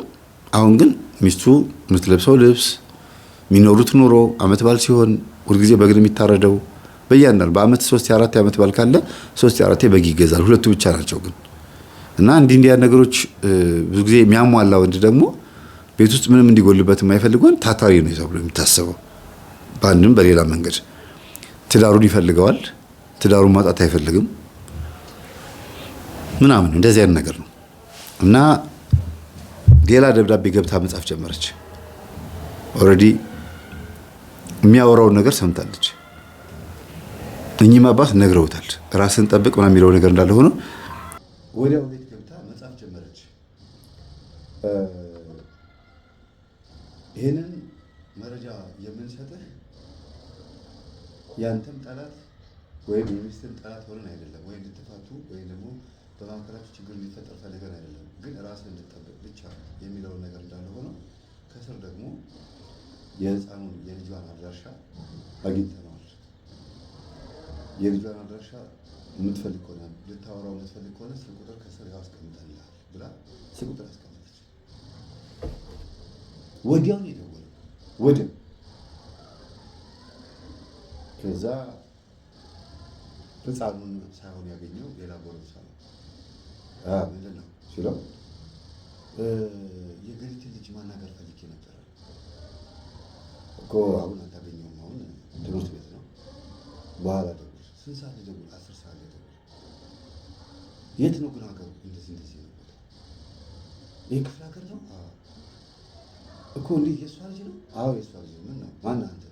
እኔ እኮ ባለቤቷ ነኝ እና ልጅ እንዳላት እኮ ነው ያላውቅም። ኧረ አንተ ነው ዋሻችሁ? አይ ችግር የለውም። አንተ ማነህ? ወንድሙ ነው። ከዛ በጣም ደነገጠ። መልሽ በቃ እንዳትነግራት በቃ እኔ ለማጣራት እንጂ ልቦት ኧረ እኔ ምን ጭራሽ እኔ አላናግራትም ጭራሽ ምናምን ብሎ ልጁ በጣም ኮራ ጠበራ ብሎ በቃ ነገሩን ትውት አድርጎ በቃ መልሶ ደውሎ ይነግራታል ብሎ ካንኳው ተሳካካ። ማታ ስትመጣ አይኔ ነው የሚያታል። ከዚህ ከምታደርገው መጥፎ ተንኮል ይልቅ ካንኳው ወንድሟ ደውሎ ነግሯት እሷም ምታ ይኸውልህ እኮ የሚወድና ብላ ትነግረኛለች ብሎ ነበር የሚጠብቀው። ምንም ኮራ ደርቀቅ ብላ ነው የሚባለው በተለገች ምትወ ግን የሚገርመው ነገር ሁልጊዜ እሷ ፊት ለፊት ሲያገኛትና አጠገቧ ሲሆን ይቀየራል። ሁልጊዜ የዝሙት ሀሳብ ወሲብ ምናምን ነው ትዝ የሚለው። በቃ ሌላ ነገር አትራክት የምታደርገው በሌላ ነገር ነው እና ይሸነፋል። ሁልጊዜ ራሱን የሚያገኘው ከታፋዋ ላይ ነው ወይም ደግሞ በክፋ ውስጥ ራሱን የሚያገኘው። ይደነግጣል፣ በጣም ይደነግጠው እና በቃ ምትሃተኛ ናት ወይም የሆነ ያልገባኝ ነገር አለ።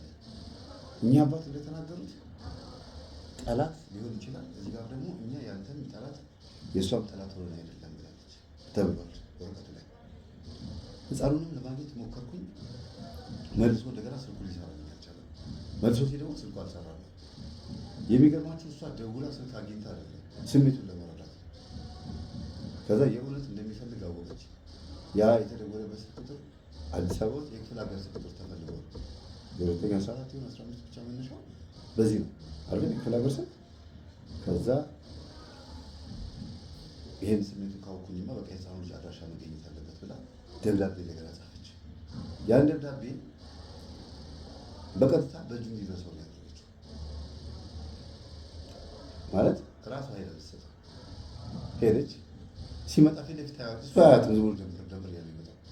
ግን የሆነ ሰዓት ሀሳቧን ቀየረችና ደበቀች። ለምንድን ነው ፊት ለፊት አገኘው የምፈልገው? ምን ነክቶኝ ነው? እስካሁን በደንብ እየሰራሁ ቢመታኝስ? ችግር ቢፈጠርስ? ምን ችግር ይፈጠራል? ልስጠው በቃ ምናምን ብላ ብዙ አንገራገረች። ከዛ ባጠቀሙ አለፈ።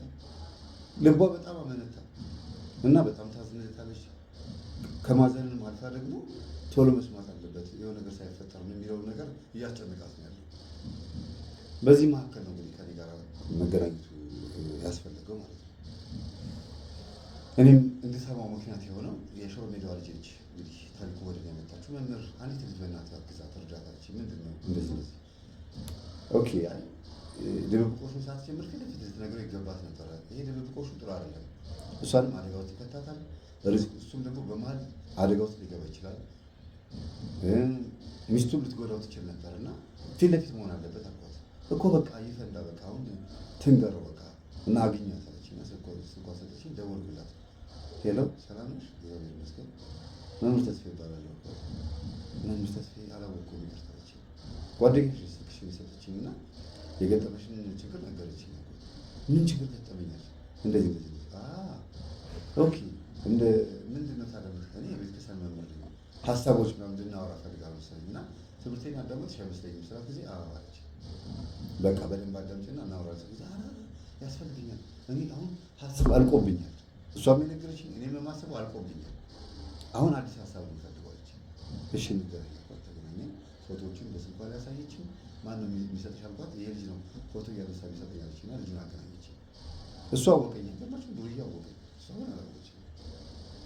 በጣም ይገርም እንዴ መምህር ሰላም ነው እግዚአብሔር ይመስገን ነው ተቋል እንዲ ያለች። አዎ እዚህ ዩቲዩብ ላይ እኮ እንደዚህ ያስተምራል፣ ቲክቶክ ላይ እንደዚህ ቪዲዮ ይለቀቃል እና ሁሌ ቲክቶክ የሆነ ቪዲዮ ሳይ ቀጥሎ የሚመጣው የሱ ነው እና የማዙካ መንፈስ እኮ አደገኛ እኮ የእሷ መንፈስ እኮ መምህር ብታገኛት ግን እናቴ ምናምን አለ።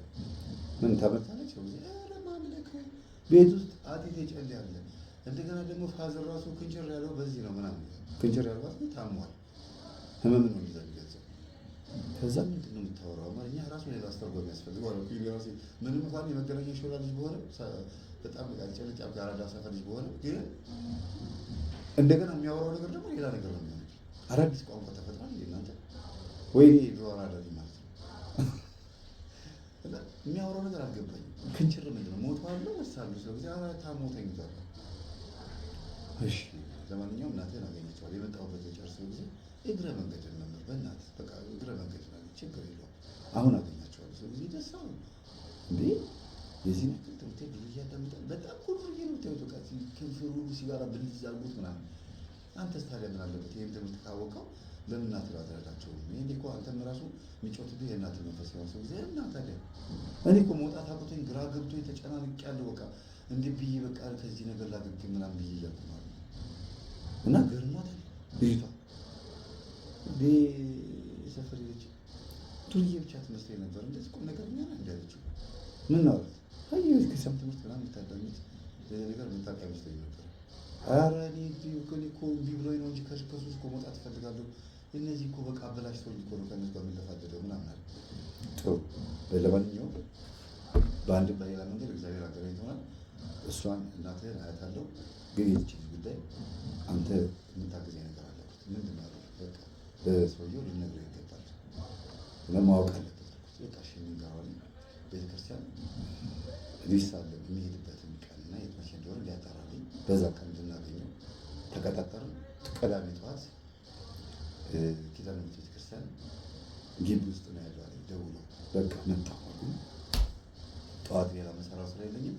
ቀጥታ ወደዛ ነው የሚሄደው ከቤተክርስቲያን በኋላ ማለት ነው። እና አገኘሁት። እንተዋወቃለን ስለው አላውቅም አለኝ። እሺ እሷ ታውቃታለህ? ስለዚህ እንዴ ታውቃታለህ? የሰፈሬ ልጅ አለ። እሱስ? አዎ የሰፈሬ ልጆች ናቸው አለ። በሩቁ ይሄን ስትደርጋት ይሄን ፎቶ ታውቃለህ? ስለዚህ እንዴ እናንተ ናችሁ እንዴ ምናምን በቃ ተነሳ ቁጭ አለ። ብድግ አለ። ተረጋጋ ቁጭ አለ። ይሄን ነገር የሚላክልህ የነበረው አንተ ስልክ አልሰጥም ስላልካት ገርሞት ስልክ ሰጥቼሽ ቢሆን ኖሮ ግን ይሄን ነበር የምትሰጪኝ አላት። አዎ ይሄን ሁሉ ነገር ሰጥህ ነበር። ስለዚህ እውነት ነው አላት። እውነት ነው። ከፈለክ አሁን ዛሬ ማታ ሚስቴ ያለችበት ቦታ ወስጄ ላሳይ እችላለሁ። ዛሬ ለምሳሌ ናይት ክለብ ትገባለች። ምክንያቱም ትናንትና ስራ ነው ያመሸችው 5 ሰዓት። አንድ ቀን ስራ ታመሻለች፣ አንድ ቀን ደግሞ ትዘላለች። ያ ነው ስራ ሰራ። እንዴ ስራ ወሰረ እንዴ አንተ አልነገረችም እንጂ እኮ በወር ውስጥ 15 ቀን ነው የምትሰራው። ማታ ማታ በወር ውስጥ ደግሞ 15 ቀን ጠዋት ጠዋት ትሰራለች። እና እንደዚህ ፈረቃ። አንተ ግን የሚመስል ጠዋት ወጣ ማታ የምትገባ አሁን ምን አይነት ድርጅት ነው ብዬ ነው እኮ ገርሞኛል። ከጠዋት 4 ሰዓት ጀምሮ እስከ 11 ሰዓት ድረስ የምትሰራበት ገንዘብና ከጠዋት 4 ሰዓት ጀምሮ እስከ ምሽቱ 5 ሰዓት ድረስ የምትሰራበት ገንዘብ የራሱ የሆነ ዋጋ አለው። ለባሏ ግን የምትነግረው ምንድን ነው? ጠዋት 2 ሰዓት ገብታ ማታ 5 ሰዓት ድረስ ሁልጊዜ የምትመጣ ነው የሚመስለው። እና ያንቺ ስራ እኮ በቃ አድካሚ ነው። ምን አይነት ስራ ነው? በእናትሽ በቃ ይሄ ስራ ይቅርብሽ። በቃ እንዲያውም እንዴ እኔ እና አንቺ እኮ የምንጫወትበት ቀን የለም። በቃ አንድ ቅዳሜ ነው ወይ ደግሞ ማታ ሌሊት የምንገናኘው ነው የሚላት። ይሄን ስናወራ ቆየንና በጣም ደነገጠ፣ አለቀሰ። እሷን ሲያገኛት ልጅቷን ሲያገኛት ማለት እውነት እንደሆነ አወቀ። ለምንድን ነው በዚህ ሊካበስ ይመለስ? እናቴና የእሱ እናት ሲያወሩ ሰምቼ ይሄ ሁሉ ነገር የተፈጠረው ቤት ውስጥ በሚወራ ሀሜት ነው። እንደገና በዛ ላይ ደግሞ ጠንቋይ ቤት ሄዳ አግኝተዋታል። ጠንቋይ ቤት ሄዳ አይተዋታል። ግን እሷ አላወቀቻቸውም። አንተ ጋር ስትተዋወቅ አንተ ቤት መታ ኖረች እንጂ ሌላ ሰፈር እያለች ጠንቋይ ቤት ትመጣ ነበር። ጠንቋይ ቤት መታ መስተፋቀር ማሰራት፣ እንዲህ ነገሮችን ማሰራት ምናምን ትወዳለች። እና ምን እንደምትፈልግ ይችላል ጊዜ ያው የተለመደው ነው ምናምን ትሏቸው መስተፋቀር ነው እናቀርናል። ይሄ ልጅ ስታጠምደው ወይ እኔ ሰፈራችን ልጅ በመስተፋቀር ተመድች ሁሌ ሀገር ነገረው ምን ይሻላል እየተባለ እየተወያየ ነው እስካሁን የቆየዋል። ምን አይነት ወሬኞች ናቸው? ምን አለ ቶሎ ቢነግሩኝ ነገሩ ሳይስር ሳይሰድ አሁን ወልጄስ ቢሆን ኖሮ ምንድን ነበር መሆኑ? አልወለድኩም ማለት ለምን በቃ በፕሮግራም ይሆናለች። ኦኬ እንደዛ ከሆነ የምትቀርባቸው ወንዶች በሙሉ አትወልድላቸውም፣ ወይ ታስወርዳለች ወይ ደግሞ መከላከያ አድርጋለች ማለት ነው። አንተንም ነገ ከነገ ወዲያ አጥንትህን ስጋ አንግጣ አጥንትህን አስቀርታ ነው የምትሄደው። ስለዚህ ይህችን ሴት የሆነ ነገር ማድረግ አለብህ፣ ወይ እናገኛት ወይ ደግሞ ህይወትህን አድናት። ዞሮ ልጅቷ ማለትና ረፍዶ ቢሆን ነፍሴን አድነሻል። እውነት እንደሆነ ግን ማረጋገጥ እፈልጋለሁ። በቃ አረጋግጥ፣ ከዛ እንገናኛለን። ትምህርቴን አዳምጥ፣ አንቺም ስሚ አልኳት። እሷም የሚገርማችሁ ትምህርቴን ሰምታጠቀ ልጁ ብቻ ነው ትምህርቴን የሚሰማው እና እሱ ቁም ነገር የለውም ተብሎ የሚታሰበው የዱርዬ ልጅ ትምህርቴን ይሰጣችኋል፣ ከእሱ ውሰዱና ተለወጡ። አንተም ግን ትምህርቱን አዳምጥ። ለመጀመሪያ ጊዜ ሙሉ ገጠመኝ ከዩቲዩብ ላይ አውርዶ ለእሷ ሊሰጥ ለዚህም ሰው ሊሰጥ ሲል ዳውንሎድ አድርጎ ለራሱ ማዳመጥ ጀመረ። ዝም ብሎ በቲክቶክ የተባራሪ ቪዲዮ ነበር የሚያየው ማለት ነው። ከዛ እናቱን አገኘኋቸው ሄደን፣ እናትየዋ በምን መጣህ ልጄ እንዴት መጣህ? አይ እንደዚህ ነው የሚሰራቸው ተገኘ። አንተ የመምህር ግርማ ልጅ አለሽ? ታዲያ ማን ቁርጡን ያዘልኛ መንፈሱን እንዴ ያዘልኛል። እትዬ የማን ናቸው እንዴ? ልጅቷ ነው የእርሶ ልጅ። እሱማ እኔም እኮ አጥፍቻለሁ። ልክ ነው። በእርግጥ ሁላችንም ሀሜትም አለ፣ ጠንቋይ ቤትም ሄጃለሁ። እንደዚህ የሚያሳምነኝ የሆነ ችግር የሚፈጠርብኝ እንደሱ ይሆናል ምናምን ብለው ጥፋቱን እያመነ የሚለሳለስና የሚያመልጥ ሰው አጋጥሟቸው ያውቃል? ባህሪው ልንገራችሁ። አዎ እንዴ አሁን ልክ ነው አጥፍቻለሁ፣ በስመ አብ እኛ እኮ በጣም እያለ ያምናል። ጥፋቱን ያምናል፣ ጥፋታቸውን ያምናሉ። ሴቶች ታምናለች። ግን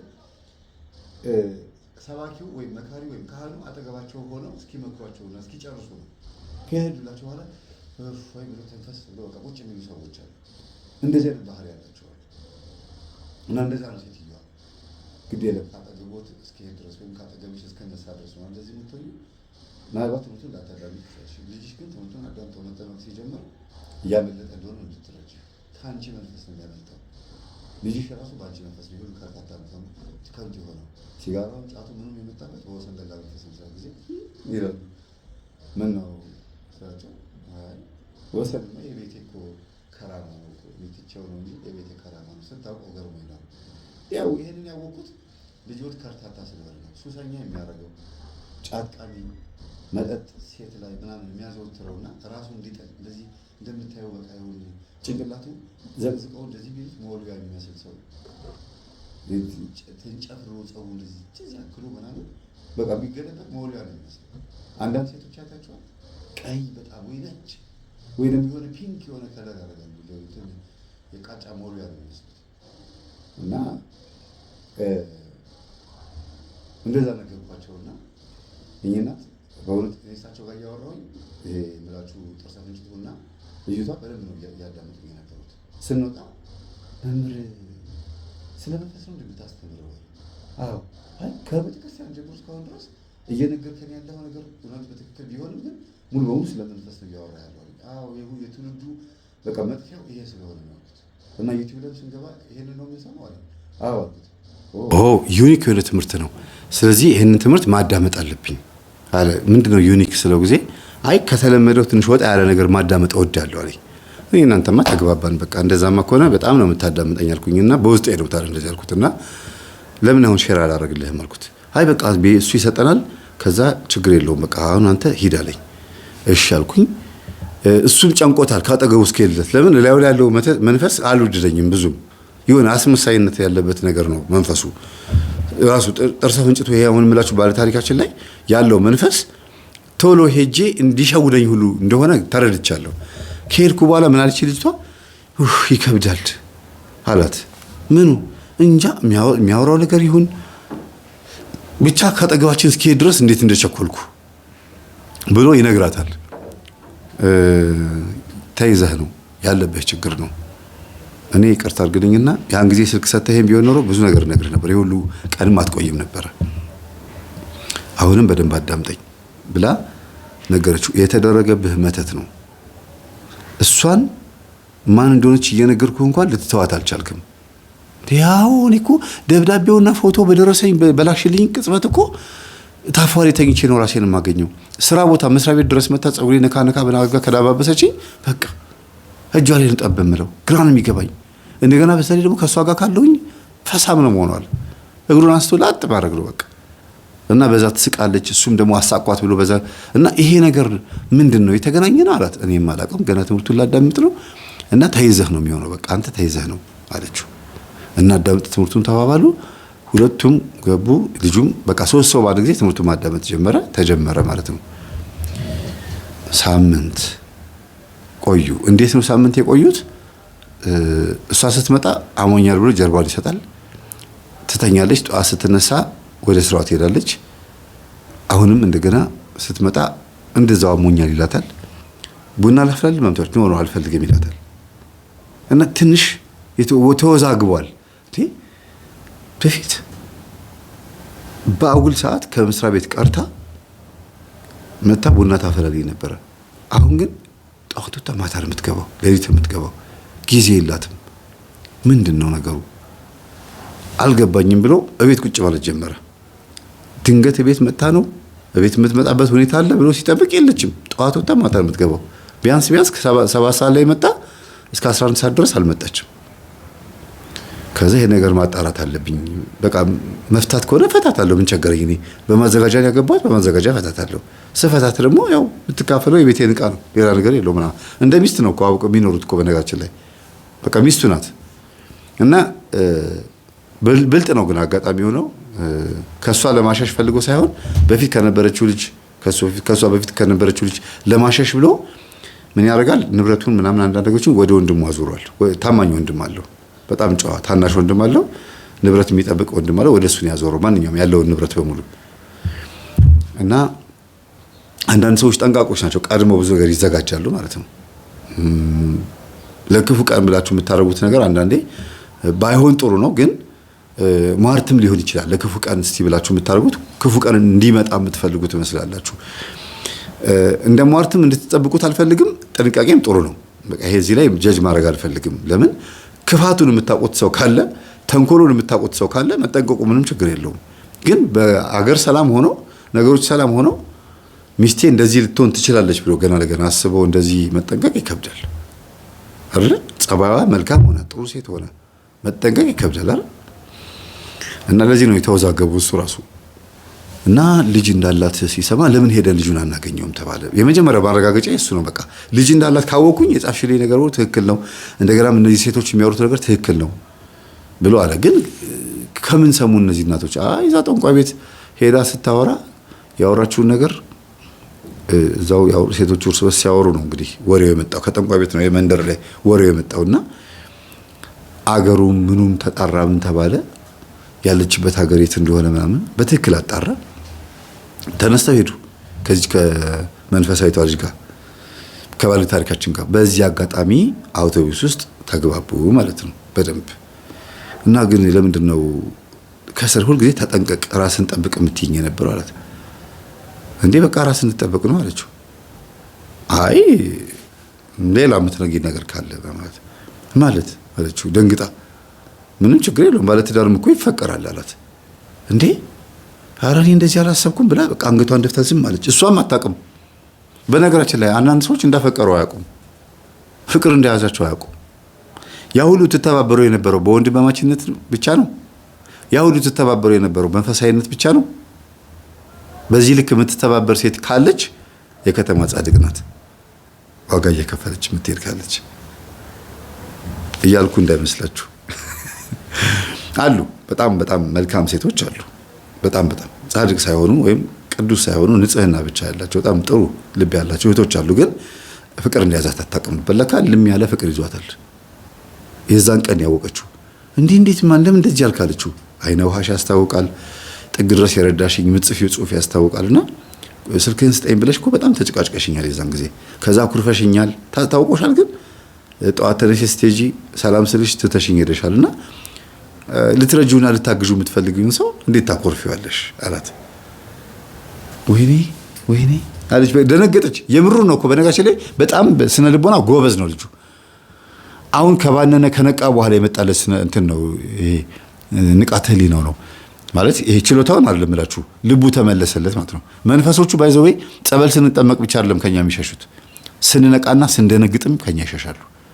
ድንግጥ የምንለበት ነገር እንደዚህ ማለት ስትሉ ወይኔ ተነቃብን ብለው መናፍስት ጥግ ይይዛሉ። አይርቁም ማን ነው አይሄዱም፣ ግን ይርቃሉ፣ ጥግ ይይዛሉ። እንዲሁም ደግሞ አንዳንዴ ቁርጥ ውሳኔ ስትወስኑ ገና ንስሐ ሳትገቡ ንስሐ ገባለሁ ምናምን ስትሉ ተበላው በቃ ምናምን ብለው መናፍስቶቹ በደንብ አድርገው ከናንተ የሚርቁበት ሁኔታ አለ። ራቁ ማለት ግን ከናንተ ወጡ ማለት አይደለም። የሰው ልጅ ልብ እጅግ በጣም አስደንጋጭ የሚሆነው ላጋንንት ነው። መላእክት አይደነግጡበትም። ድንግል ማርያም እግዚአብሔር አይደነግጥም። በሰው ልጅ ልብ የሚደነግጠው አጋንንት ነው፣ ሰይጣን ነው። እንግዲህ አጋንንት ሰውን ባይፈራ ኖሮ ግልጽ ሆኖ መጥቶ በጥፊ እያለ ና ብናፈን እያለ እንደ ባሪያ ያረገን ነበር ይባላል። ሰውን ስለሚፈራ ነው። ሰው እስላም ይሁን ክርስቲያን ይሁን ምንም ይሁን ለሰው ፊት ለፊት መታየት አይፈልጉም። ሰው አስተዋይ ነው፣ በባህሪው ንጹህ ነው። በባህሪው ምንም ሃይማኖት ውስጥ እንኳን የተለያየ ሃይማኖት ውስጥ እንኳን ቢሆን ሰው የእግዚአብሔር ፍጥረትነቱ ጸጋው ባለመገፈፍ ውስጥ ስለሆነ የሆነ ቀን እግዚአብሔር ሊያገኘው ተብሎ ስለሚታሰብ ይከዳኛል፣ ከነቃብኝ አይለቀኝም ብሎ ስለሚያስብ አይደለም ክርስቲያንን ሌላ እምነት ውስጥ ናቸው ብሎ የሚያስብበት። መቼም ዓለም ላይ ሁሉም ሃይማኖት ፈጣሪን ያመልከዋል ማለት ከባድ ነው አይደል? ፈጣሪ ሁሉንም ፈጥሯል። ሁሉም ሃይማኖት ግን ፈጣሪን ያመልከዋል ማለት አይደለም። የሆነ ሃይማኖት አለ፣ አንድ ሃይማኖት ትክክል ወደ ፈጣሪ ጸሎቱን የሚያደርስ። እኔ እንደኔ የኦርቶዶክስ ነው የምለው፣ ሙስሊሙም እንደ ሙስሊም እንዴ የኛ ነው በቃ ወደ አምላክ ወደ አላህ ወደ ራህማን ነው የሚሉት እነሱ። ወደዛ ምናልባት ከተሳሳትኩ አርሙኝ። በቃ ወደሱ ጸሎት ሳደርስ ይሄድልኛል ፈጣሪ፣ የዓለም ፈጣሪ እሱ ብቻ ነው ብሎ የሚያስቡት። እና ሰይጣን ሰዎችን ምንም እንኳን ሃይማኖታቸው የተለያየ ቢሆንም አይደለም ትክክለኛ ሃይማኖት ውስጥ ያሉት ጸሎተኞች ይቀርና ቅዱሳን ይቀርና ወይም ምእመን ይቀርና ኢቭን ዘላኖቹ ጋር እንኳን ሃይማኖት የላቸውም ተብሎ የሚታሰቡ በቃ ከሰው ርቀው በአማዞን ጫካ ውስጥ እንበሉት በኢትዮጵያ ሐመርና ሙርሲን በሏቸው እምነት የላቸውም ብላችሁ የምታስቧቸው ሰዎች ይቅርታ ለምናገረው ነገር ከእምነት ጋር የተናገርኩት ሰው መሆናቸው እንዳለ ሆኖ ማለት ነው። እና እነሱ እንኳን ቢሆኑ ሰይጣን ፊት ለፊት መጥቶ ተገልጦ የሚያገለግላቸው ለጠንቋዮቻቸውና በጣም ዩኒክ ሊሆኑ ሰዎቻቸው ነው እንጂ በፍጹም በገሃድ መጥቶ ራሱን አያሳውቅም። ምናልባት ሙስሊሞች ጂኒዎች ወንድምና እህቶቻችን ናቸው፣ ሴት ጂኒ ወንድ ጂኒ ወንድምና እህት አለን ብለው ስላሉ ከዛ አንፃር መናፍሶቹ እንደ ቤተሰብነት እንደተቆጠሩ ሲያውቁ ራሳቸውን ገልጸው የሚያሳዩበት ሁኔታ ሊኖር ይችላል። አይዶን ነው አላውቅም። ይሄንን ተገልጠዋል አልተገለጡም እንግዲህ በዛው ቦታ ላይ ያሉ ሰዎች ቢነግሩን ቢጽፉልን ደስ ይለኛል። እዚህ ጋር ግን ስመጣ መናፍስት ሰዎችን በገሃድ በፊት ለፊት መጥተው አይታዩም ወይም ደግሞ ተደብቀው የሚያጠቁት ማለት ነው። እና ወደ ቀደመው ነገር ስንመለስ ንቃተ ህሊናው ተመልሶለታል ማለት ነው። የራሱ ማለት በቃ አስተውሎቱ በጣም ገርሞታል። ገጠመኝ ማዳመጥ ጀምሯል አይደል? ከዛም ደግሞ ፍቅር እንደያዛት ግልጽ አድርጎ መናገሩን ወደደችው። በጣም ግን ደፋር ነህ፣ እንዴት እንደዚህ ትለኛለህ አለችው። እንዴ ጨዋ ነሽ እንጂ እኮ የምታስፈሪ ሰው አይደለሽም፣ ሴት ነሽ እኮ በጣም ጨዋ፣ በጣም መንፈሳዊት፣ የሰፈራችን የምንኮራብሽ እህታችን ነሽ። ይኸው ጀብድ እየሰራሽ ነው። ግን ሐቁን መናገር እፈልጋለሁ። እንደምታይ እንግዲህ ይሄ ሰውዬ ያምራል፣ ይሄ ሰውዬ ቆንጆ ነው ምናምን ብሎ ራሱን ያሳያታል። አንተ ደፋር ጭራሽ የራስህን ፎቶ ስክሪን ሴቨር ታደርገዋለህ አለችው። እና ኧረ እንዴ ራሴን ያላረኩ ማንን ላረግ ነው አላት። ስክሪን ሴቨር ላይ ቆንጆ ፎቶ አድርጓል፣ የራሱን ዘንጦ ምናምን የተነሳበትን። ኧረ እኔ የመጀመሪያ እንትን አየሁኝ። የራሳቸውን ፎቶ የሚያደርገው የለም ወይ የፍቅረኛቸውን ወይ የመድኃኒዓለም ስዕል ወይ የቅዱሳን ስዕላት ወይ ደግሞ የሚያምር ነገር ነው እንጂ የሚያደርጉት እኮ እኔ ቆንጆ ነኝ እንደምታየኝ አላት። ጉረኛ አለችውና ዝም አለች። ይኸው አሁንም ሳዋራሽ የምታወሪኝ በፍቅር ቋንቋ ነው አላት። በግድ ጎትኩቶ እሷም ማታውቀውን ግን እንዳፈቀረች ነገራት። እንዳፈቀረች አታውቅም ግን አፍቅረዋለች። እንደዚህ ነው እንዴ ታዲያ ፍቅር ምናምን አለችው። አዎ በቃ ይሄ እኮ ትክክል የፍቅር ባህሪ ነው አላት። አመነች። የቤት ቁጭ ብላ የምትጨነቀው አጀንዳዋን ምናምን ስታስበው ምናምን ስታወጣ ስታወርድ በቤት መታ ራሷ አላመነችም። ሄዳ ህፃኑን አይተውት ከመጡ በኋላ ነው ያየችው። አጀንዳውን አይታ ሙሉ ቀን ስለሱ ነው የምታስበው ምናምን። ቀጥሎ ምን ላድርግ ብላ ስትራቴጂ የምታስበው ስለሱ ነው። ሐሳቧ ሁሉ እዛ ነው። ከዛ ደግሞ ስራዋን ትውት አድርጋው ነው ደግሞ እዚህ ላይ ያተኮረችው። ትውት አድርጋው ኦኬ የነገር እውነት ነው ፍቅር እንደዚህ ነው እንዴ ለካ አለች። ባህሪውን አታውቀውም እቺ ልጅ ፍቅር እንዴት እንደሚያደርግ። የጾታ ፍቅር ማለት ነው። ፍቅረ ቢጽ ይሉታል አባቶቻችን፣ የጓደኛ ፍቅር። እና በጣም ረጅም ሰዓት ተከዘች። ስላወቀባት ተናዳለችም።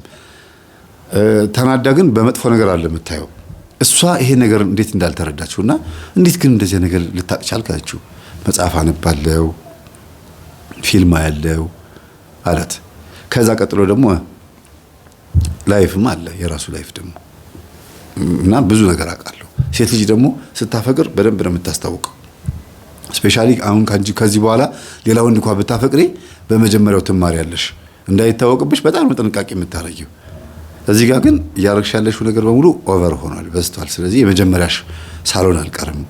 ለመጀመሪያ ጊዜ ነው ያፈቅርሽው አይደል? ሲል ጊዜ እኮ ፍቅር ከሆነ የማስብለት ሰው እንዳፈቀርኩት ከተቆጠረብኝ የመጀመሪያ ነህ አንተ። እንደዚህም አድርጌ አላውቅም ማለት። ከዛ በቃ እሺ ይቅርታ አሳፍሬሻለሁ ማምሮ እጁን ጣል አድርጎባት ትከሻዋ ላይ ቀና ብላ እንደዚህ ያየችው። የሚገርማችሁ ይሄን ነገር የምነግራችሁ ቃል በቃል ስለነገረችኝ ነው። ቃል በቃል ራሷ ማለት ነው። ገጠመኛ ወጡ ማዳመጥ ጀመሩ እንዳታፍር ብሎ በቃ ከሰውነቷ ሌላ ሆነበት። በትክክል ሙቀት አለ ምን አለ በረሃ ነው የሚሄዱት፣ ክፍለ ሀገር ነው የሚሄዱት። እና በቃ አልፈታተናትም ብሎ መጋረጃ ዘግቶ ምናምን ረጅም ሰዓት ገጠመኝ አዳምጠው ከጨረሱ በኋላ የሚፈልጉት ከተማ ላይ ደረሱ። ወረዱ። ሌላ ትንሽዬ ደግሞ ጋሪ ያዙ፣ ከባጃጅ ያዙ፣ ከባጃጅ ደግሞ ጋሪ ያዙ። እዛ ከተማ ገቡ፣ በስም እየጠየቁ ማለት ነው። እና ልጁን አመጡት እና ሰርፕራይዝ ልናደርጋት ፈልገን ነው ልጁን ስጡን፣ ይኸው ሚስቴ ናት አለ። አዎ ካንተ ጋር እንደሆነች እኛም አውቀናል እና በሆነ አጋጣሚ ካንተ ጋር እንደሆነች አውቄያለሁና የእውነት ልጁን ወስደህ ሰርፕራይዝ የምታደርጋት ከሆነ ለእኛም ግልግል ነው። ከተማ ሄዶ ቢያድግ ደስ ይለናል። እማዬ እያለ እያስቸገረን ነው፣ እናቴ እያለ እያስቸገረን ነው። ከተማ መሄድ በጣም ይፈልጋል እና ውሰደው አለው። ወንድሟ ጋር ነበር የተቀመጠው፣ እናቷም አሉ። በርግጥ ግን በቃ ኃላፊነቱን ወስዶ እያሳደገው ያለው እሱ ነበርና ለዚህ ልጅ ስለሆነ የገጠር የተቀመጥኩት አለ እንጂ ከተማ ወጥቼ መስራት አያቅተኝም። ከወሰዳችሁልኝ እኔም ያልፍልኛል አለ። በጣም በቃ ማነቆ ሆኖበት ነበር። አያችሁ መንፈስ እንዴት አድርጎ ልጁን እንደያዘው። ከዛ በልንካ ይሄን ትምህርት አዳምጥ ብለው በፍላሽ አስበውበት ነበር ሄዱት። በፍላሽ ያንን ትምህርት ሰጠና ይሄንን ትምህርት ለሁሉም ሰው አዳርስ፣ ሁሉም ሰው እንዲያዳምጥ አድርግ፣ ግን እንዳትነግራት ሰርፕራይዝ አድርጋታለሁ አለ። ከዛ ልጁን ይዞት መጣ። ልጅቷ ጋር የተቀመጠው እማዬ የት አለች ያለው ልጁ ይጠይቃል። ቆይ ትመጣለች እኔ ጋር ትሆንና አንድ ቀን እናገኛታለን፣ እሷም ለስራ ክፍለ ሀገር ሄዳ ነው ከዛ ስትመጣ ነው የምናገኛት እያለች 3 ቀን አስቀመጠችው ቤት ውስጥ ሳይወጣ። እናቷ ጉዳዩን ሰምተው በጣም የደነገጡት አንቺ አንገትሽን ደፍተሽ አንድ ቀን ቀና ብለሽ ወንድ አናግረሽ የማታውቂ ሴት እንደዚህ አይነት ነገር ሰራሽ አሏት። አሁን ማየ ምን ላድርግ ታዲያ ወደሽዋል ማለት ነው አሏት። እኮ እኔ አላቅም ምን ብቻ እኔ ማየ እንዴት እንደሆነ አላቅም ብቻ እኔ ወድጄው ይሁን አይሁን አላቅም እያደረኩ ያለሁት ግን ጥሩ ነው አይደል አለች። እሱማ ጥሩ ነው ያደረግሽው፣ ግን የምትገርሚ ነሽ። ለመጀመሪያ ጊዜ ልጄ ብልጥ ሆና አሁን ገና አየኋት። ብልጥ በፊት ጥሩ ተማሪ የተማርሽ ምናምን ለአንዳንድ ነገሮች ምናምን ብልሃት አይጠፋም። አሁን ግን ብልጥ ነው የሆንሽው አሏት። አለመውለዱ በራሱ ገርሟቸዋል እናትየው። እና ታዲያ ምንድነው እሱ በዚህ ልክ የተቀራረባችሁት? አላቅም እማዬ እሱም ነቃብኝ ወደሽኛል ማለት ነው ምናምን እንደዚህ ነው ብሎ አወራ እና ምንድነው የማደርገው አለቻት እናትየዋ። እንዴ ከተገኘማ ሞጭለፍ ነው እሷን ወደዛ ፈንግሎ መግባት ነው አለቻት እናትየው። ትዳር ልበትን አለች። አይ እሱን የሚያውቀው ራሱ ነው። ትዳር ውስጥ ትዳር አፋተሽ ግቢ፣ እሱ የሚፈልገውን እንዴት እንደሆነ መታወቅ አለበት። እንዴ በመስተፋቅር እንዴ ያገባችሁ? ከዛ ተረጋጋች፣ አይምሮዋ ተረጋጋ። እውነትም በመጀመሪያ በመስተፋቅር እንዳገባችሁ ለጥቅም እንዳገባችሁ ልጅም ያልወለደችበት ምክንያት ሁሉ ነገር ስታጠና ከአፏ እስክትሰማ ነው የምትጠብቀው። ከዛ በቃ ለመጨረሻ ጊዜ አንድ ነገር ማድረስ አለብኝ፣ የሆነ ነገር መድረስ አለበት። የልጇን ፎቶ ከተማ ለከተማ ይዛ እየዞረች ሽርሽር ካሳየችው በኋላ አንዳንድ መጫወቻዎችን ካሳየችው በኋላ ልጁ በጣም ወደዳት። በቃ ደስ አለው። አዎ ይኸውልህ እኔ የእናቴ ጓደኛም አይደለሁም ምንም አይደለሁም፣ እናትህ ስትመጣ ግን አስረክብሃለሁ፣ ከዚህ በኋላ እኔ እናንተ ላንገናኝ እንችላለን አለችው። እና ከባል ጋር ተነጋገሩ። ማታ 5 ሰዓት ላይ ከስራ ከች ስትል ሰክራን የመጣችው። ያለ ወትሯ ደግሞ የዛን ቀን ሰክራለች። ያለ ወትሯ ማለት ሌላም ጊዜ ብትጠጣም ግን በዚህ ቀን በጣም ጦዛለች። በቃ የለችም፣ ራስ አንስታለች። ከዛ ልጁ ደነገጠ። እማዬ ነች አለ። አዎ። እና ረጅም ጊዜ ነው ካያት አስቡት። ከዛ ጫማዋን አወለቀላት። ባሏ ማቱ ጫማዋን አወለቀ፣ አስተኛት። አብረሃት ተኛ። ጠዋት ሲነጋ ሰርፕራይዝ እናረጋታለን አለው። ልጁ መጠጡ አላስተኛለው። የእናቱ መጠጥ ማንኳረፏ ምናምን በቃ አጠቃላይ የምትሆነው ነገር በጠበጠው። ጠዋት ከዛ ጧ ካለችበት እንቅልፍ 2 ሰዓት 12 ነው ጠዋት 1 ሰዓት ላይ ብንን ስትል ልጁ አጠገቧል ያለው። ምን ይሰማችኋል? ምን እንደምትል ሲገምቱ ጻፉ እስቲ። እና ያ የድንጋጤዋን ጻፉልኝ ለእናንተ እኔ እነግራችኋለሁ። ባሏ ደግሞ ምን እያደረገ ነው? ሻንጣዋን አዘጋጅቶ ልብሷን ምናምን አጣጥፎ ምናምን እያዘጋጀላት ነው፣ ሊሸኝ ማለት ነው። በቃ ይበቃናል ብሎ አሁን ካሁን ሰዓት ጀምሮ ነው መለያየት ያለብን፣ ቤቱ የራሴ ነው፣ ስለዚህ መውጣት አለባት ብሎ ነው የደመደመው። እኔና እሷ አብረን አንቀጥልም። ሐቁን ከነገረችኝ መተት እንዳላደረገችበት መስተፋቅር እንዳላደረገችበት ሐቁን ከነገረችኝ ይቅርታ አድርግላታለሁ ማለት መተት እንዳላደረገችበት ነው። ታዲያ አድርጋበት ከሆነ ግን አታስፈልገውም። ለምን አይለቅም? እንዲህ ያለ ነገር አብሮ የሚቀጥለው ብሎ የሚያስበው እሱ ይለቃል እኮ። ግን ለሱ እሱ ራሱ የደመደመውን ነው የምነግራችሁና ያረኩት ነገር ትክክል ነው መምህር አለኝ። እኔ አላየሁትም ኮሜንቱን፣ ዝም ብያለሁ። ቀኑ ሙሉ ኮሜንቱን አላየሁትም። መምህር እንደዚህ እያሰብኩ ነው፣ ልብሷን እያጠፍኩኝ ነው፣ ያረኩት ነገር ትክክል ነው። ይደውላል። ለካ ቢዚ እንደሆንኩኝ አያውቅም ማለት እንደዚህ ቶሎ ጽፎልኝ ቶሎ መመልስለት ደውሎ ማነሳለት ምናምን ነበር የመሰለው። እና በጣም በቃ ተናዶብኛል በኔ። ምን አይነት ነገር ነው? መምህር ደግሞ ካልጠፋ ቀን ዛሬ ስልኩን ይዘጋብኛል ምናምን ይላል። እና ማታ 12 ሰዓት አካባቢ ላይ ነው ቴክስቱን አይቼ ስደውልለት መምህር ሁሉ ነገር ካለቀ ከተከናወነ በኋላ እንደምደውለው አለኝ። ምን ነው አልኩት። በቃ ባሪያታለሁ አለኝ። ለምን እንዴ? ጽፌልሃለሁ ገና ልብሷን እያጠፍኩ እያለ እንደዚህ ልጇን አብሬ ያስተኝቼዋለሁ ምን ላድርግ እያልኩ እኔ አላየሁትም፣ እኔ ስራ ላይ ነኝ ያለሁት፣ ስልኩን አላየሁትም አልኩት። አሁን አባሪያታለሁ። እንዴት አድርጋ አባረካ ስለው ጊዜ ከእንቅልፏ ስትነሳ ዋይ ብላ ነው የጮኸችው። ከዛ ልጁ ደነገጠ፣ አለቀሰ። እንዴት መጣ? ማን አመጣ? እሱን ያመጣኝ አባዬ አይለው እንግዲህ አያውቀው። እሱን ያመጣኝ እንዴት መቼ ነው ያመጣ? እንደዚህ አምጥቶኝ ነው እንዴ? የኔ ውድ እንዴት አወክ? አይ በቃ ሁሉ ነገር ደርሼበታለሁ። ጠንቋይ ቤትም እንደምትሄጂ ይሄን በመስተፋቅር እንዳገባሽ ፊት ለፊት እኮ ነው። ምንም ነገር እንዳደብቃት ብየዋለሁ። ያለውን ነገር ፊት ለፊት ንገራትና ስሜቷን ተረዳልኩት። ኦኬ በቃ ከነቃሽ ይቀራል ፍሬንድ፣ በቃ ችግር የለውም አለችና ሻንጣዋን ልትሰበስብ ስትገባ ተሰብስቧል። አራ ፍሬንድ ፈጥነሻል እንዴ? እንትኗ ተቀየረበት። ይሄ አነጋገሯ፣ አክሰንቷ ምናምን የእሱ ፊት ጨዋ የምትሆንበት ይሄ አነጋገሩ የኔ ውድ ምናምን የምትለው ነገር ሌላ አክሽን፣ ሌላ ድራማ የምትሰራበት የነበረው የለም። አራ ፍሬንድ ነቅተሽ ቀድመሽ ነቅተሽ እንዴ አሁን ገና ተበላው ምናምን ትላለች። ሌላ ሰው ልጅ በቃ ና ፈላው ህፃኑን እኮ ነው ልጇን እና በቃ ወደ ሀገር መልሳለሁ። ወዴት አልገባኝም አለ ልጁ። በቃ እዚህ ቤት አንኖርም፣ አንተን አምጥተዋል አይደል? እኔ እናንተ ለብቻችን እንኖራለን፣ ተነቅቶብኛል።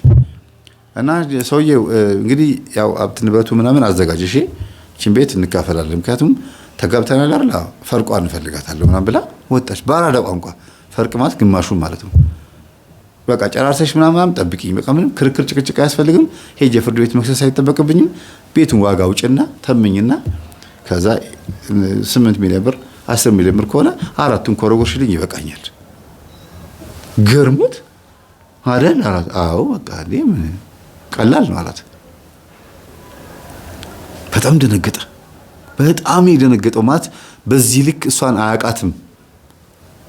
ከዛ ደግሞ ዛሬ ላይ ነቅቶ እሷን ሲያያት ሌላ ነች። ለካ ለሱ የሚታየው ባህሪዋና እሷ እየሆነች ያለችው አይገናኝም።